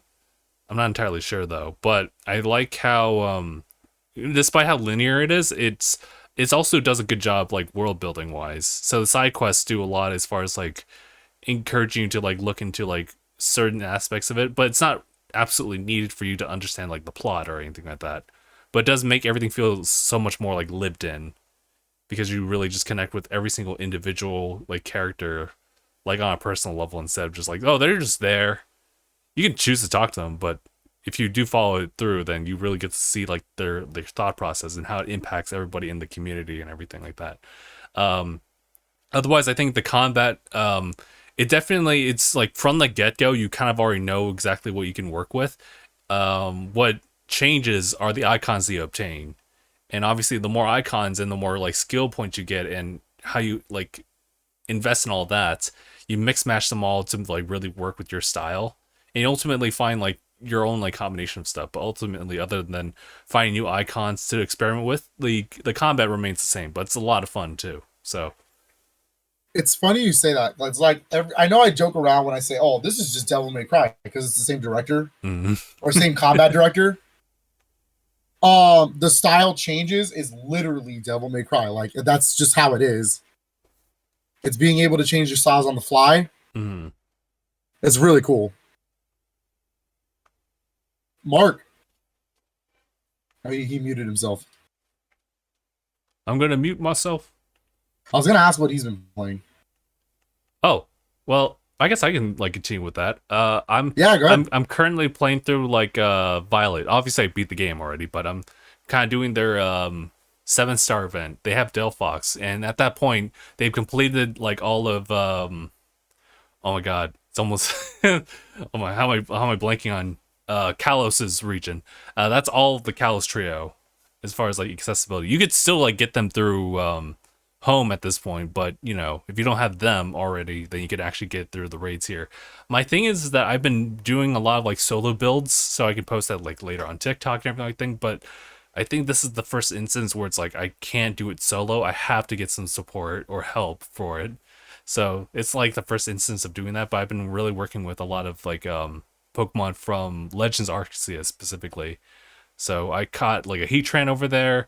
There's Hisuian like variants of Gudra and a whole evolutionary line for like Quillfish that I'm working with. Oh, and not Gudra. Gudra has like a crazy other form to it where like it becomes like a steel type because it essentially takes on like a snail shell and just grows with it. He just does the look. I was gonna say, go ahead. Oh yeah, no, go ahead. He says it's just that he's not as cheerful looking as his other form. I really gotta play Scarlet and Violet. It's hard to go back to something I haven't played in a while, but I also never finished Legends Arceus. Shame. For shame. It's really good, for sure. If anything, Legends Arceus is really good. I want to sit down with Legends Arceus first, since it came out first. Yeah. And beat it. And then you can bring Pokemon over to it. Because by the time Phil plays it, yeah, he probably actually will be able to do that. Well, when Scarlet and Violet came out, I was playing God of War, and then I just never went back. Yeah. God of War will do that. He said, understandable. It do be like that. I was gonna say. You were gonna ask Mark what was he up to as far as like. Oh yeah, Mark, what have you been up to? Nothing much recently, other than just just playing a couple of games here and there, reading, watching. I feel you. What have you been watching? Just finished up Witch from Mercury. Finished up National. Yeah. Started Jujutsu Kaisen season 2. Yeah, that did come up. Mushoku Tensei season 2. Oh yeah, that's right. That they started that up too. Sheesh. This year's Eden. So that Max got a collab in Naraka, which was cool. That was sick. Cool. That the Benny made me. Benny, I was like, oh. I almost cried. I was like, oh my god, it's emotional. Especially Benny. The jump at the end, the jumping onto Max. I was like, oh. That hurt my feelings, dude. I was like, I did not need to cry today, but you're gonna make me cry. The devs respect. You can tell the devs put a lot of respect and love into that. Yeah, they gotta. And The Rock is coming to PlayStation 5 now with crossplay. And it's gonna be free to play too. Yep. Ooh. I don't know if it's going full free to play or if it's just going to be temporarily free to play. No, it's full free to play. Oh wow, they're keeping that. Yep. Nice. Wow. So, if you've never played it, I think this is a good time to jump in. I've never played it. I probably should. I have. I've played it a good few times. I played that through Game Pass like a couple times. It was good. One thing you got to work on, which I haven't even gotten amazing at it, is still just parrying. Yeah. Parrying so you can disarm them. Otherwise, it's gonna be rough. Mm-hmm. At some point, I found it like better just for me to jump around and just start hacking at them. My man said, "Smash strategy, short hop." The tried and true method. just short hop. Short hop way dash? That's basically what he's doing. The short hop approach. Man. Hey, listen, if it's effective. My man said I'll simply bounce around them. Yeah, and that's like versus like my knowledge going to 16 and just like trying to apply everything as best as possible, and then there's Naraka, I'm like just like yeah. Oh my god. Yeah. Man, Hey, I realized it wasn't much this week. I think, well, I mean, I haven't really like dived into it. I just kind of let the conversations just flow as it is. But there's been a couple things on my end that has changed up. Well, I've been since playing through 16, it's been become more apparent that I do have like that issue of stick drift on my DualSense controller. So on 4th of July, since I had the day off, I wanted to make a video out of it. So I pried open my DualSense and actually fixed it. It was a very stressful situation, but I actually for now it's working. But I did also just get a backup controller as well, just in case that didn't work out. Sense. And it's a DualSense Edge. It's an Edge? It's an Edge. You got that as a backup, or is the one that was broken? As the backup. Oh, okay. Because it might as well be an overdue like upgrade. So it's sitting right here. So it is nice. And you know, if this succumbs to like stick drift, there is actually a pretty simple solution than just prying it open. You just have to swap out the actual like modular thing of the sticks. They actually foresaw that. Yep. So at least now I have both working. I'm not really into like the Elite controllers and the Edge, but yeah, that's fair. I think I find that you don't really need it unless you're like really hardcore into like competitive gaming. Yeah, I need the Edge controller. I will say the Elite Series 2 did help out a ton when it came to Doom Eternal. It made a lot of sense because you play with the face buttons a lot. Yeah. Yeah, I think that's the only situation I found that. But otherwise, it's sometimes nice to have like those back buttons, for example, or if you want like short hair triggers, and that's kind of more of a competitive thing. But it has a different feel for sure on that front. So that's what was going on over there. I do have a pickup as well. It's you. I do. Oh, I know what it is. I'm sad now. Uh-oh. It's okay. Go ahead. Okay. It's Trails into Reverie. It's what seems to be the thing that like ties all the Trails games like up to this point together, because everything's just interwoven into like a very large world. So yeah, there's just like a lot of like the series of it here and also like on Steam. So to my knowledge, Trails into Reverie is the end of the Trails series. Mm-hmm. Like it is the end of that storyline. It finishes up all what Trails in the Sky started, all the way leading up to that game. It's like the Trails in the Sky trilogy, the 2 cross-build games, which is Trails from Zero, Trails into Azure, and then the 4 Cold Steel games. All of those games lead up to this game. Lead up to into Reverie. Yep. And I know that, like, damn. Yeah. I know that there's another series like after that fact, but we don't have to worry about that. Right now it's the Japanese name is Kuro no Kiseki. Yes.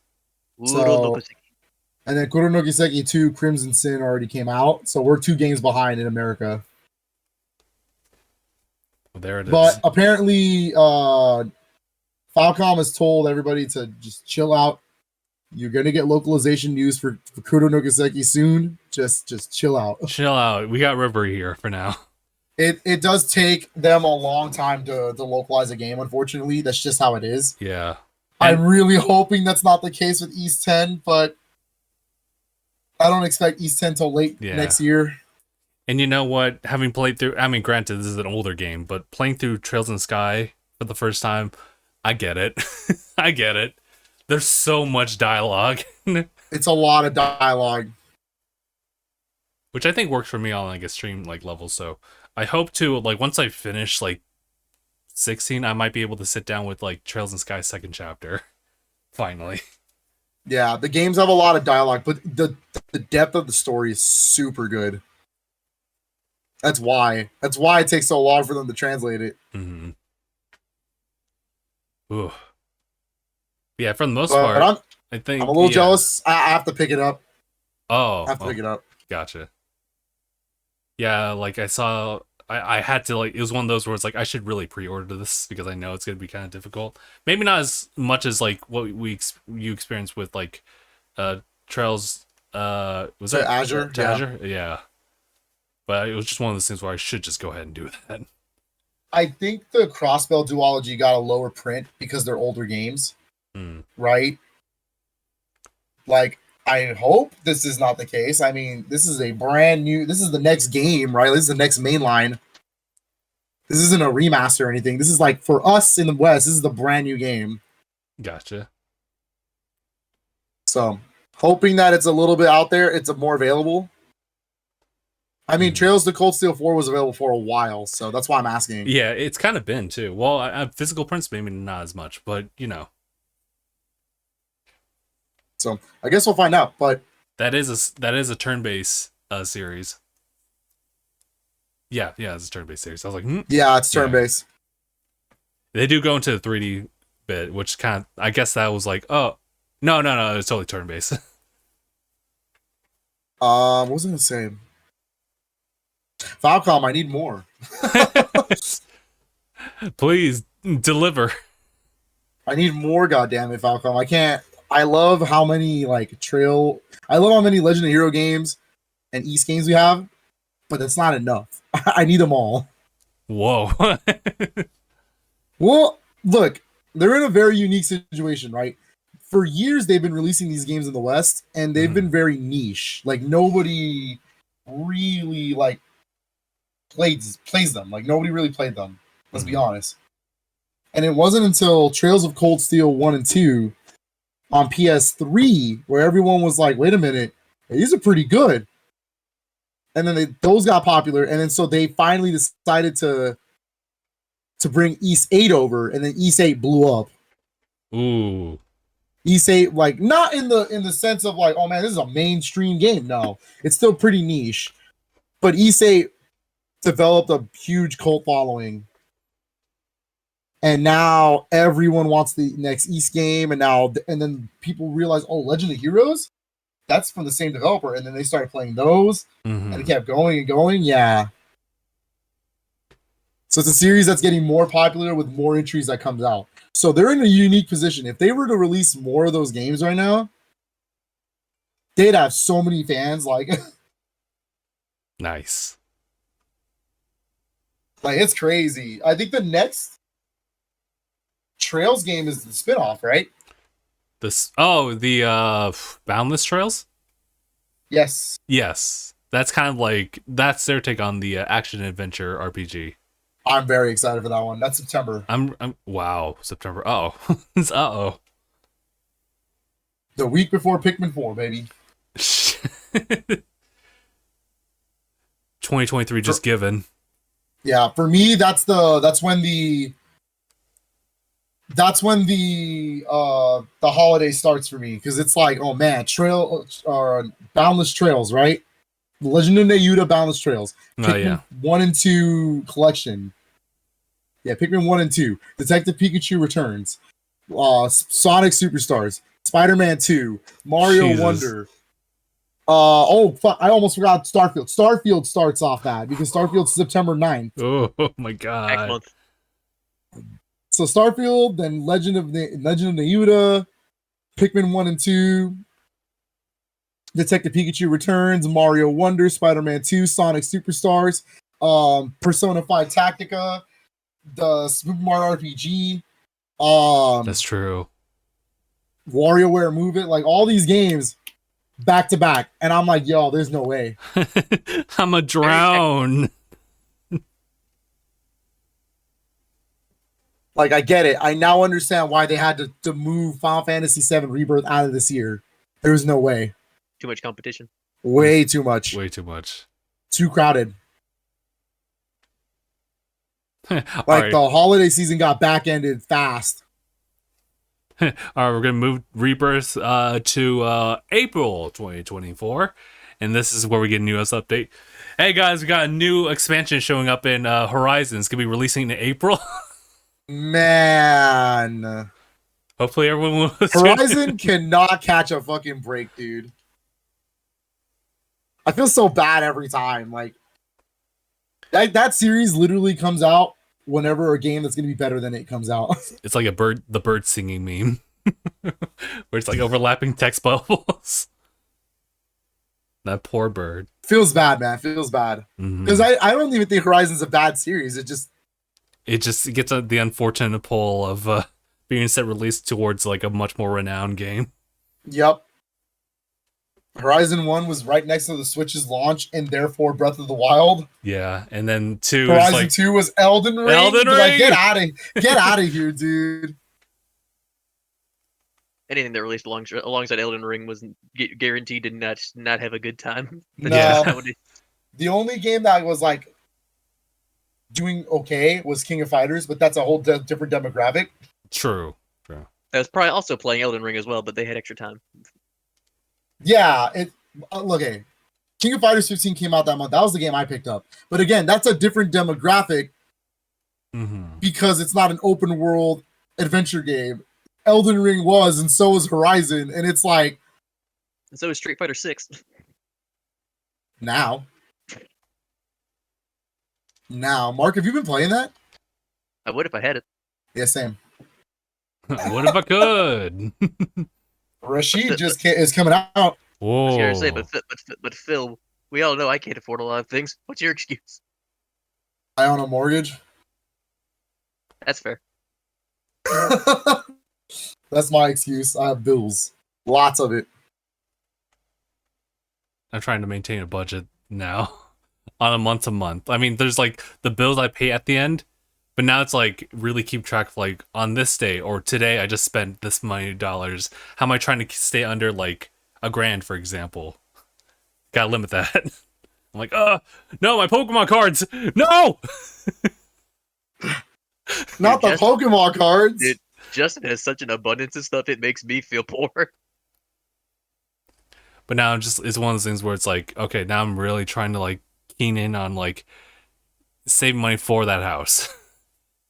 And I think I have enough. I need to make sure that like emergency funds are secured. Like my man's, if you need something, Jason probably got it. May I recommend when you're gonna buy a house a little bit extra more money? Extra more money? A little bit more extra money because you never know with repairs. You have to take repairs into consideration. Yeah, that's if you're going that route. Yeah. Yeah, if you decide to get a fixer-upper. So that's a huge thing too. You can get a better deal base-wise for a fixer-upper. Yeah. Yup. Yeah, I'll just get like one of those containers and place it like in Phil's backyard. Oh, okay. You live in a shipping container in Phil's backyard. Yeah, I'll just live in there, refurnish it. Yeah, get a tiny house. Yeah, get one of the tiny houses. You can live in the shipping container and then just go inside to use the bathroom. I don't know where you would fit all the games, but you'll figure it out. I'll figure it out. I just have to hang them from the top. Take advantage of the vertical space. Just be like lots of floating shelves. Be like one of those doomsday preppers and just get a bunch of shipping containers and just put them together. Jesus Christ. Now we're talking. It's Link's home and Tears of the Kingdom. Oh my god. They're just modular pieces. I still can't believe Zelda took that house. Hey neighbor, can I borrow your shower? Hey neighbor? It really is. It'd really be like that. Can I borrow your laundry? Borrow your laundry? Well, washing machine, but yeah, you know. Can I borrow your machines? I am paying you rent to live on your property, so. Can I borrow your Shasta? Thank you. Whoa. That'd be so wild. Hey, be honest. If someone could fit a shipping container in your backyard and pays you rent, would you let him live there? I can't put a shipping container in my backyard. Not big enough? Huh? I said I can. You can't? Well, I can. Would you fit? Oh, no, I'm saying, but would you, if he was paying you rent, would you let him stay there? I mean, an idea for my in-laws one day is like they do want to put a tiny house in the backyard. That's why I said it. That's why it's funny. You can't, they want to. That's funny. Yeah. The fact that they're actually like, hey, can you just put a little house back there? I've heard of people like So- living in the pool houses in backyards, but never heard of people like just like making a tiny house in the back specifically for these people. Yeah, I've seen a lot of people live in a pool house. Interesting. Which makes sense, I guess, because the pool house, it's pretty spacious usually. It might as well be a room, right? Like, It's like a small apartment. yeah. Mm. You can make it work. What else? All right, so I'm trying to think of effective anything else. 2024, Phil. I'm moving in with a shipping container in tow. Effective 2024. Contracts have to be signed. Mm-hmm. Where are you gonna get the shipping container from? Dead ass. Where do mhm. you think you're getting one of those from? Mm-hmm. All right. I mean, Anyways. hey, if Doomsday Preppers can get one, I think you can too. Oh my god. It can't be that hard, apparently. Or I just like go to my nearest Home Depot and hopefully they'll have something. Oh, Hey, you just get me spare shipping sells container? random shipping containers? Oh, like those mini home things. Oh my. Oh my god. Hey, go to net, or who has TLC on one of the streaming services? Look up the tiny homes things and maybe you'll learn some things. There's actually, I've known a guy who lived in his van, and he had a whole PC set up back there and everything. That's so funny. But I mean, hey, That's wild. it's I wild. don't know where to go with that. That's wild. If I was handy And with he had tools, an- maybe and I he- could build one. And he has enough money to buy a house. He just didn't buy a house just yet. Yeah, I'm just saving it up. Oh, I feel that. Balling on a budget. I feel that. I totally feel that. Yo, I am stuck in Final Fantasy and I don't know what I'm doing. I think I'm pretty much set up with like all my mons. I'm gonna make a video about it, just saying like, hey, I don't have any mons I can solo Delphox with, but I got supports, so I'll talk about that. That's all I got. So I'll just go ahead and like close it for a little bit. And then Oh, sorry. Go ahead. unfortunately, I haven't been working on editing stuff in like weeks because everything in the house. So that's putting me behind a lot, but I should be able to pick that back up next week. Okay. We'll see. I have a plumber coming in tomorrow. Yeah. For something specific. It's not the same thing as this one, as the other problem. Hmm. But he does have to open my wall, which I'm very, very sad about. But that's I'm in your okay. walls. Min your walls, min your walls, min your walls, min your walls, min your As walls. we've had a leak in the bathtub, and it's killing us at this point. Oy. Those bathroom leaks are the most annoying shit. Yeah, and so to get to that specific piece of the pipe he needs to get to, he has to break in through the drywall because it's tile in the bathroom. So to not destroy the tile, he's Yeah. got to go through the other side. And I mean, if he does that, at least he can just patch it up and it should be good. I have Right, drywall, which just man, I don't want to do it. Yeah, the Like, he can tile. you can just like cut a hole through the drywall, then just like patch it back in later. That's what Yeah. we're gonna do. That's what we've done before too. We don't have any like tiles for. We haven't had tiles in a while. So it'll be interesting to see what happens tomorrow, but that's still very busy. This year's been pretty much like house maintenance, which is why you haven't seen a lot of my streams. Which is why you haven't seen like so many things, because it's all been like related to me having to do stuff for the house and lots of things there. Mm-hmm. So hopefully we're getting close to finishing that kind of stuff. Once we get the boiler stuff situated, and then the water for the bathtub, Good to go. we should be in a better place. Mm-hmm. So That's good. because I have that Tanuki Media Retro stuff going. I just need to. I have a lot of the ideas written out. I have a lot of the what I want to do written out. My first episode is going to be top 10 NES games, or not, or my personal favorite 10 okay. NES games. Yeah, Okay. and then I also made it. I'm creating it as a banner, so it doesn't have to just be me that uses Tanuki Media Retro. Oh. Okay. It could also be you and Anaya. Oh. So it'll be my top 10 NES games. If you ever wanted to do one, Top 10 You RPGs that Ant and I will hate. bingo. That's a good idea. I'm gonna write that down. Hold on. Top 10 RPGs Anaya will fucking hate.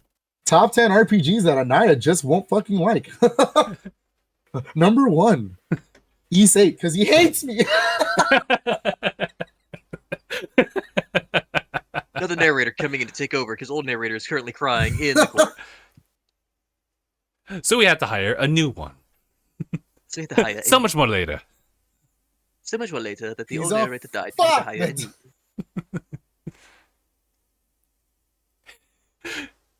Top 10 Oh my god. top 10 Apex mains that I won't use because he doesn't play the game. He doesn't That's play true. good games. He never joined me and Christoph on that. He's a fuck. I like how this podcast always turns out to just, it always ends up being us talking shit on Anaya every time. It's because we got a few more like frustrations towards something. It's always mostly- just, I mean, it's he's mostly never you here two. to defend himself. He's never here to defend himself. That baby back bitch. That's so me. So rude too. No, it's all in good fun. Anaya loves us. Mhm. He ain't a Tanuki Media member for nothing. Yeah. He's also working on his own other stuff. I think Marky weren't there, but essentially, when I was visiting him to drop up the keys, he was kind of in the middle of like clearing a lot of stuff because he does live with folks. He does have to kind of make a lot of adjustments here, moving stuff out. It's not really in a presentable like state, but once it is, he plans to invite myself and Phil over to do recordings as if it was the office space. So I'm looking forward to that. Seeing how that like really shapes up. Yeah, because I also have the plans to do like party games Ooh, as like a thing with all three of us. And we'll just play either co-op or competitive games. And it'll be fun. It'll be fun. But that has to be like an hour or two of us just playing something, yeah, or 3 hours, or like a good while, but a lot of footage has to be recorded there. yeah. Oh, ladies and gentlemen, I figured out where I'm going. Oh. We're all good. Okay. There was a port. I didn't see it. And I was like, oh, I've never been here. And then there you go. now I'm on the right path. Also, I've been playing a little bit more on the offside. That game After Image. Ooh, okay. Yeah, it's the one where it's like, oh, they actually had a physical for this one for $30. Okay. I will say, like, aesthetically, it's really good. Switch edition, like, kind of has some performance issues here and there. It has a pretty lengthy load time, like, at the beginning, just to load, like, assets in. But once you're good, and you just put in sleep mode. You don't have to worry about it. It does. It's faithfully like a Metroidvania. You will find yourself, like, stuck a lot. And you're just like, okay, it's just about, like, exploring, like, every nook and cranny, seeing what you haven't been to. Because I think I'm missing a lot of, like, cool, like, abilities that would be kind of like a Metroid type of thing. Like, just sliding through, like, tiny crevices or having a higher jump. Yeah, I'm just missing a lot of that kind of stuff. So I'm just trying to figure it out as I go along. Somewhat blindly, too. So, otherwise, it's one of those things where the gameplay mechanics are pretty, like, hack and slash. You have a lot of mobility to you. A lot of your attacks are primarily pretty fast. And I think once you get to a certain point, leveling up your stuff, getting these talent points and whatnot, applying that to certain like things in the level tree, become a little bit more linear, but also ultimately like to your preferred like play style. So I've been enjoying it so far. Nice. I wanted to play it. It looks good. Mm-hmm. Like, yeah, I'm a sucker for the visuals, so I was just like, oh man, this looks really fun. What was I gonna say? I don't remember what I was gonna say. Was it something about just ideas for Tanuki, like on your retro side, or just Yeah, there you go. Yeah, that's what it was. There's a couple of ideas I want to do. Like I said, the whole point of it is to be the complete opposite of what you do, right? Like you do the modern reviews for a lot of like technology stuff. I kind of want to do like, I guess reviews, but also retrospectives in the same vein for like NES, Super Nintendo, like that kind of stuff. Mm-hmm. The idea is that it's kind of like how like what My Life in Gaming and Digital Foundry does with their stuff, except Not so technical. There doesn't always need to be so technical about it. I just want to be casual about it. I got you. I obviously I will point out certain things, but I don't want to sit here and tell you specs or like, let me rephrase that. I don't want to sit here and go, well, you know, this is the preferred CRT you should be playing it on, blah, blah, blah, and that kind of stuff. How many frames, man? Yeah. I want to be more casual about it. I want to show you the fun sides of these games and these consoles. Mm-hmm. But what if the frames are linked to my fun? Well, then that sucks. Be good. Dang Be a it. better person, Mark. Your comment section's gonna be fun. Oh, yeah. I plan on it. Full intention. I plan on it. I can't wait for everybody to use slurs against me. It's going to be great. I've been thinking about... You'd be like, hey, if you're gonna use slurs, at least be original. At least be creative about it, damn. Like, geez. No, but I have a lot of plans. Like, I plan to do like a retrospective for the Mario series and like Sonic and some other stuff, and really just a lot of anything retro that's going in there. But I also want to cover some modern games in general. So that wouldn't use the Tanuki Media retro banner unless it's like, oh, all these games lead up to here. That would probably use the retro thing, you know? Anything with like retrospective and any like hardware stuff, that's what I want to do with these. Gotcha. Yeah. But like my first video is probably going to be top 10, my personal top 10 NES games with some honorary mentions. Some honorable mentions. That's what I wanted to say. Honorary. Oh my god. Some honorary mentions. Ugh. My only issue is recording some NES games because I don't have a modern platform to record NES games with. NES is one of those where you need a clone console if you want to really like use real media. If not, I have to make my list. I know what my number one is. Everyone here knows what my number one is, but I got to make the rest of it and actually really like I'm trying to be as true as possible to what I actually think are my personal favorite 10 NES games. And then that way, maybe you can go, oh wow, these 10 games look fun. Maybe I want to play these. And then hopefully that's the gimmick, right? Like that's what I want everybody to do.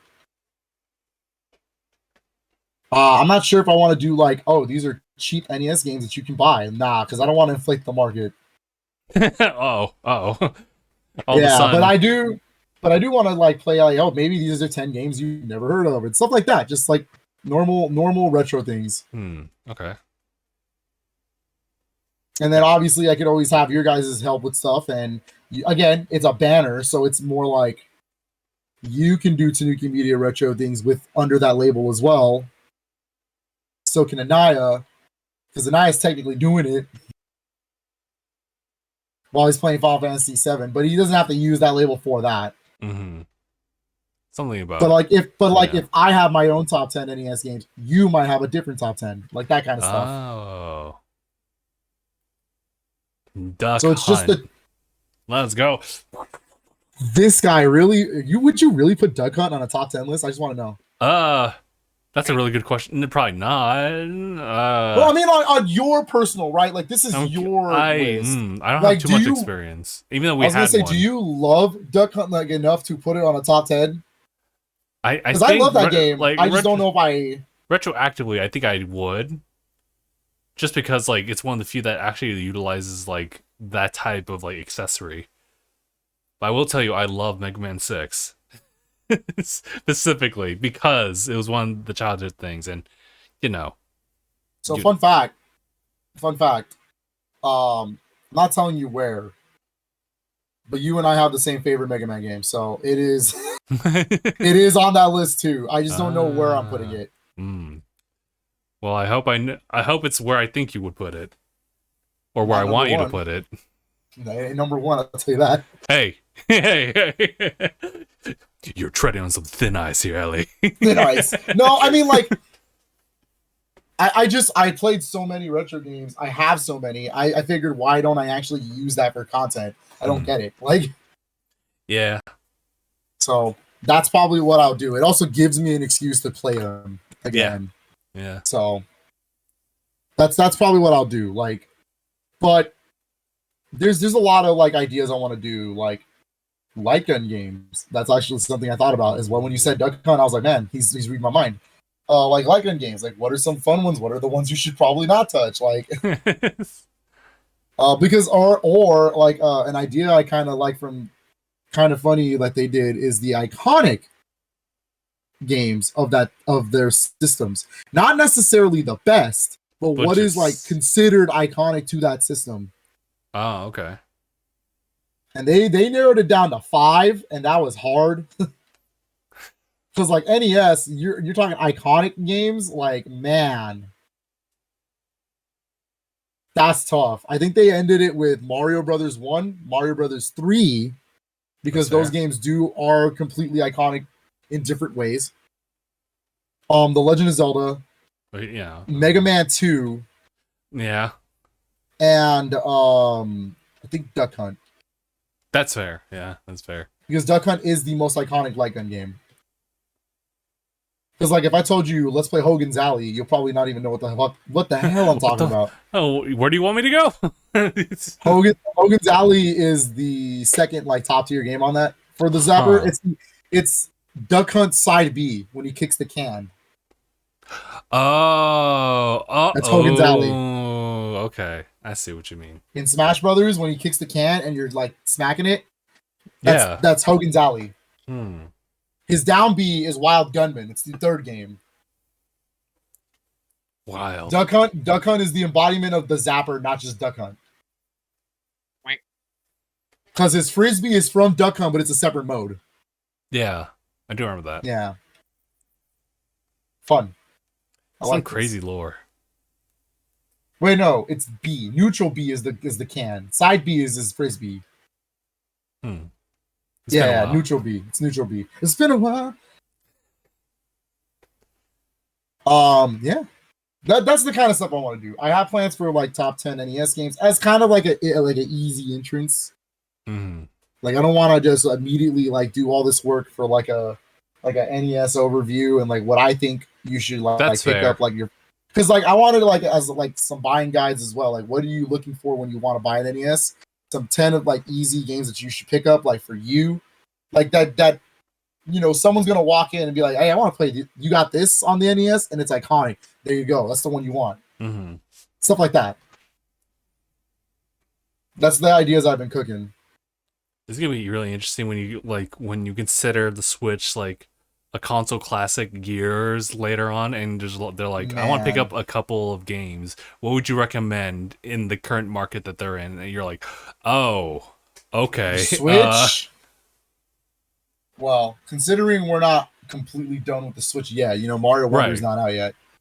Because if Mario Wonder ends up being that good, it'll probably be the de facto 2D Mario of the console. Therefore, that's probably a game you need in your collection as like one of the 10. But like, I mean, also we got another. The Switch is such an interesting console, right? You're gonna always recommend Mario Kart 8. Yeah, that's like not even a question. But what is a question? If you can only put one Zelda, what Zelda? And if you can only put, let's be honest, if you can only put Breath of the Wild or Tears, which would be? It's like that's really hard. Oh, okay. This isn't an Ocarina or Majora's Mask situation, because that's Ocarina. I'm a Majora's Mask fan, but I'm not gonna sit here like Mark, who's never really played Zelda, and I'm not gonna tell him to play Majora's Mask first.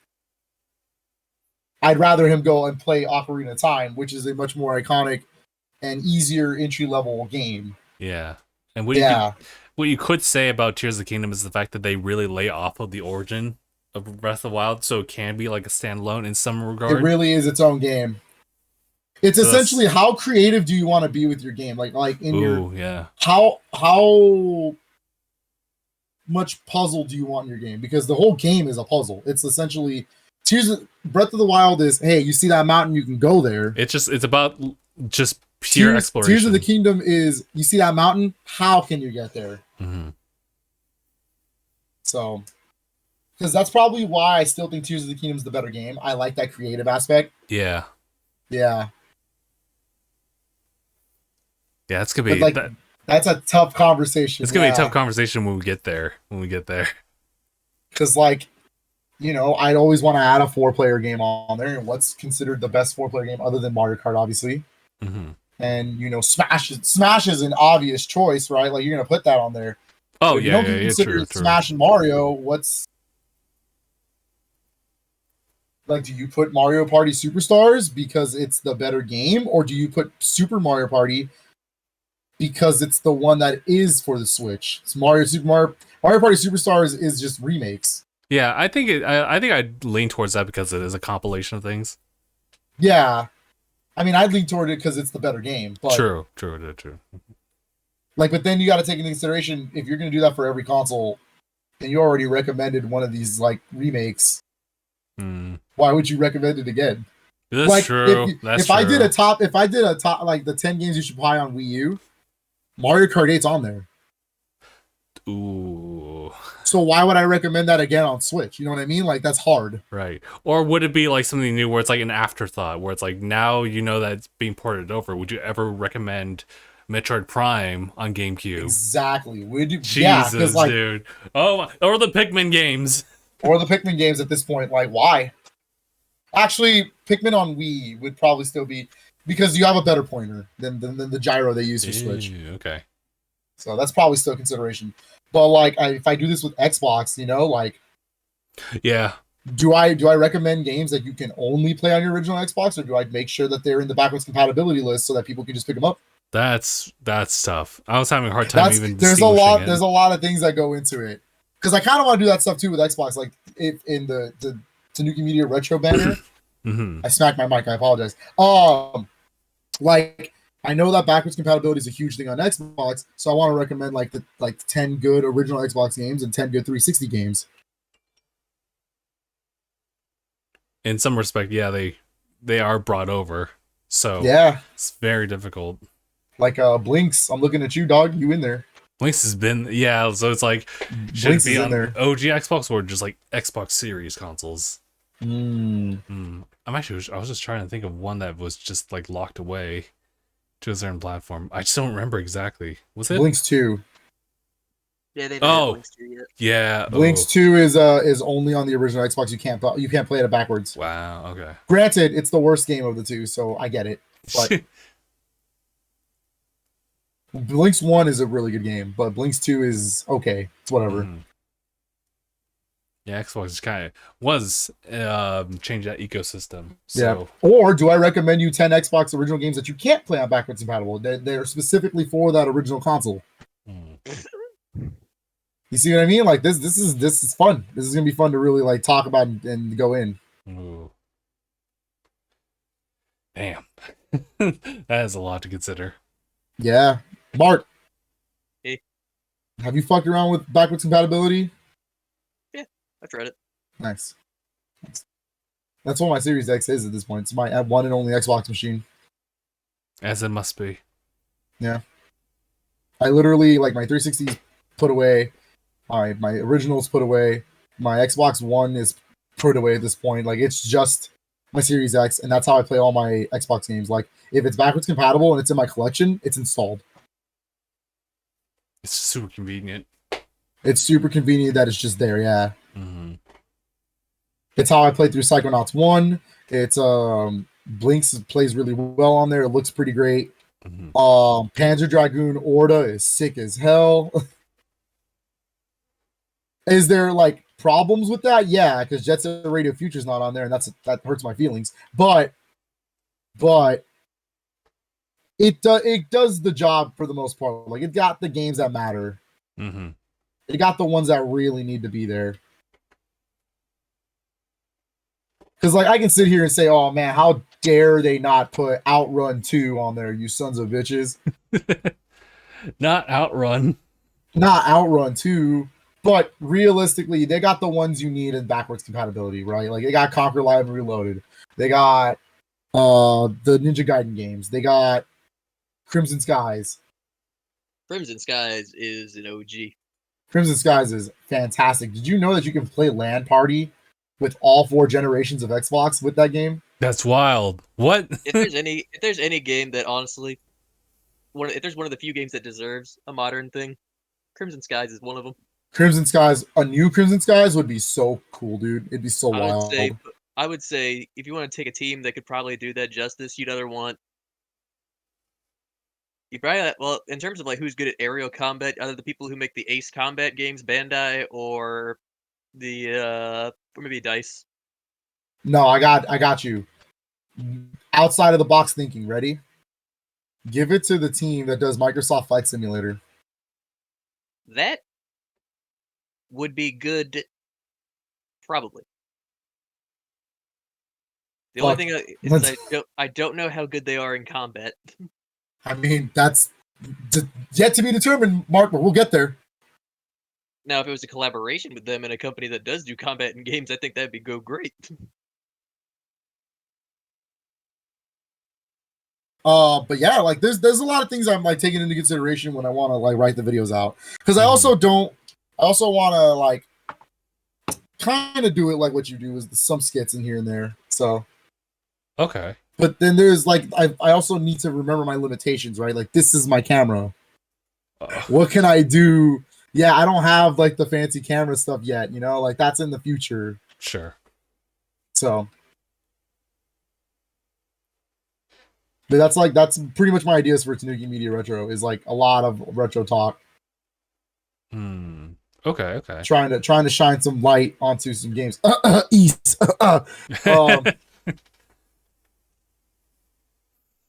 Sunshine, clothesline. Yeah, clothesline. Clothesline. Oh my god. That's also another series to get into. Jesus, dude. Backlog's crazy. Can't stop, won't stop. Can't stop, won't stop. But right now it's 16's turn. It's not even a backlog. It's just like, it's there. Mm-hmm. It is really good, though. It's a shame, though. Because, like, right now it's just PlayStation exclusive. And I mean, granted, like, if that's what they want to do, and, you know, Square's opted in for it, then that's what they're going to go for. That's a whole different talk, by the way, so I'll just leave it at that. But yeah, I think that's pretty much everything. Unless we had anything else to touch upon, because I think I got everything. No, that's about it. That's everything. Alrighty. Well, in that case, we'll go ahead and close it off here. So, guys, appreciate everyone for tuning in for this episode of DangIT Prodcast. It's been episode 466. My name is Justin. Every time he does that, it makes me laugh so much. And I'm Philip. Just stretching. Thanks for watching, everybody. #bye, everyone.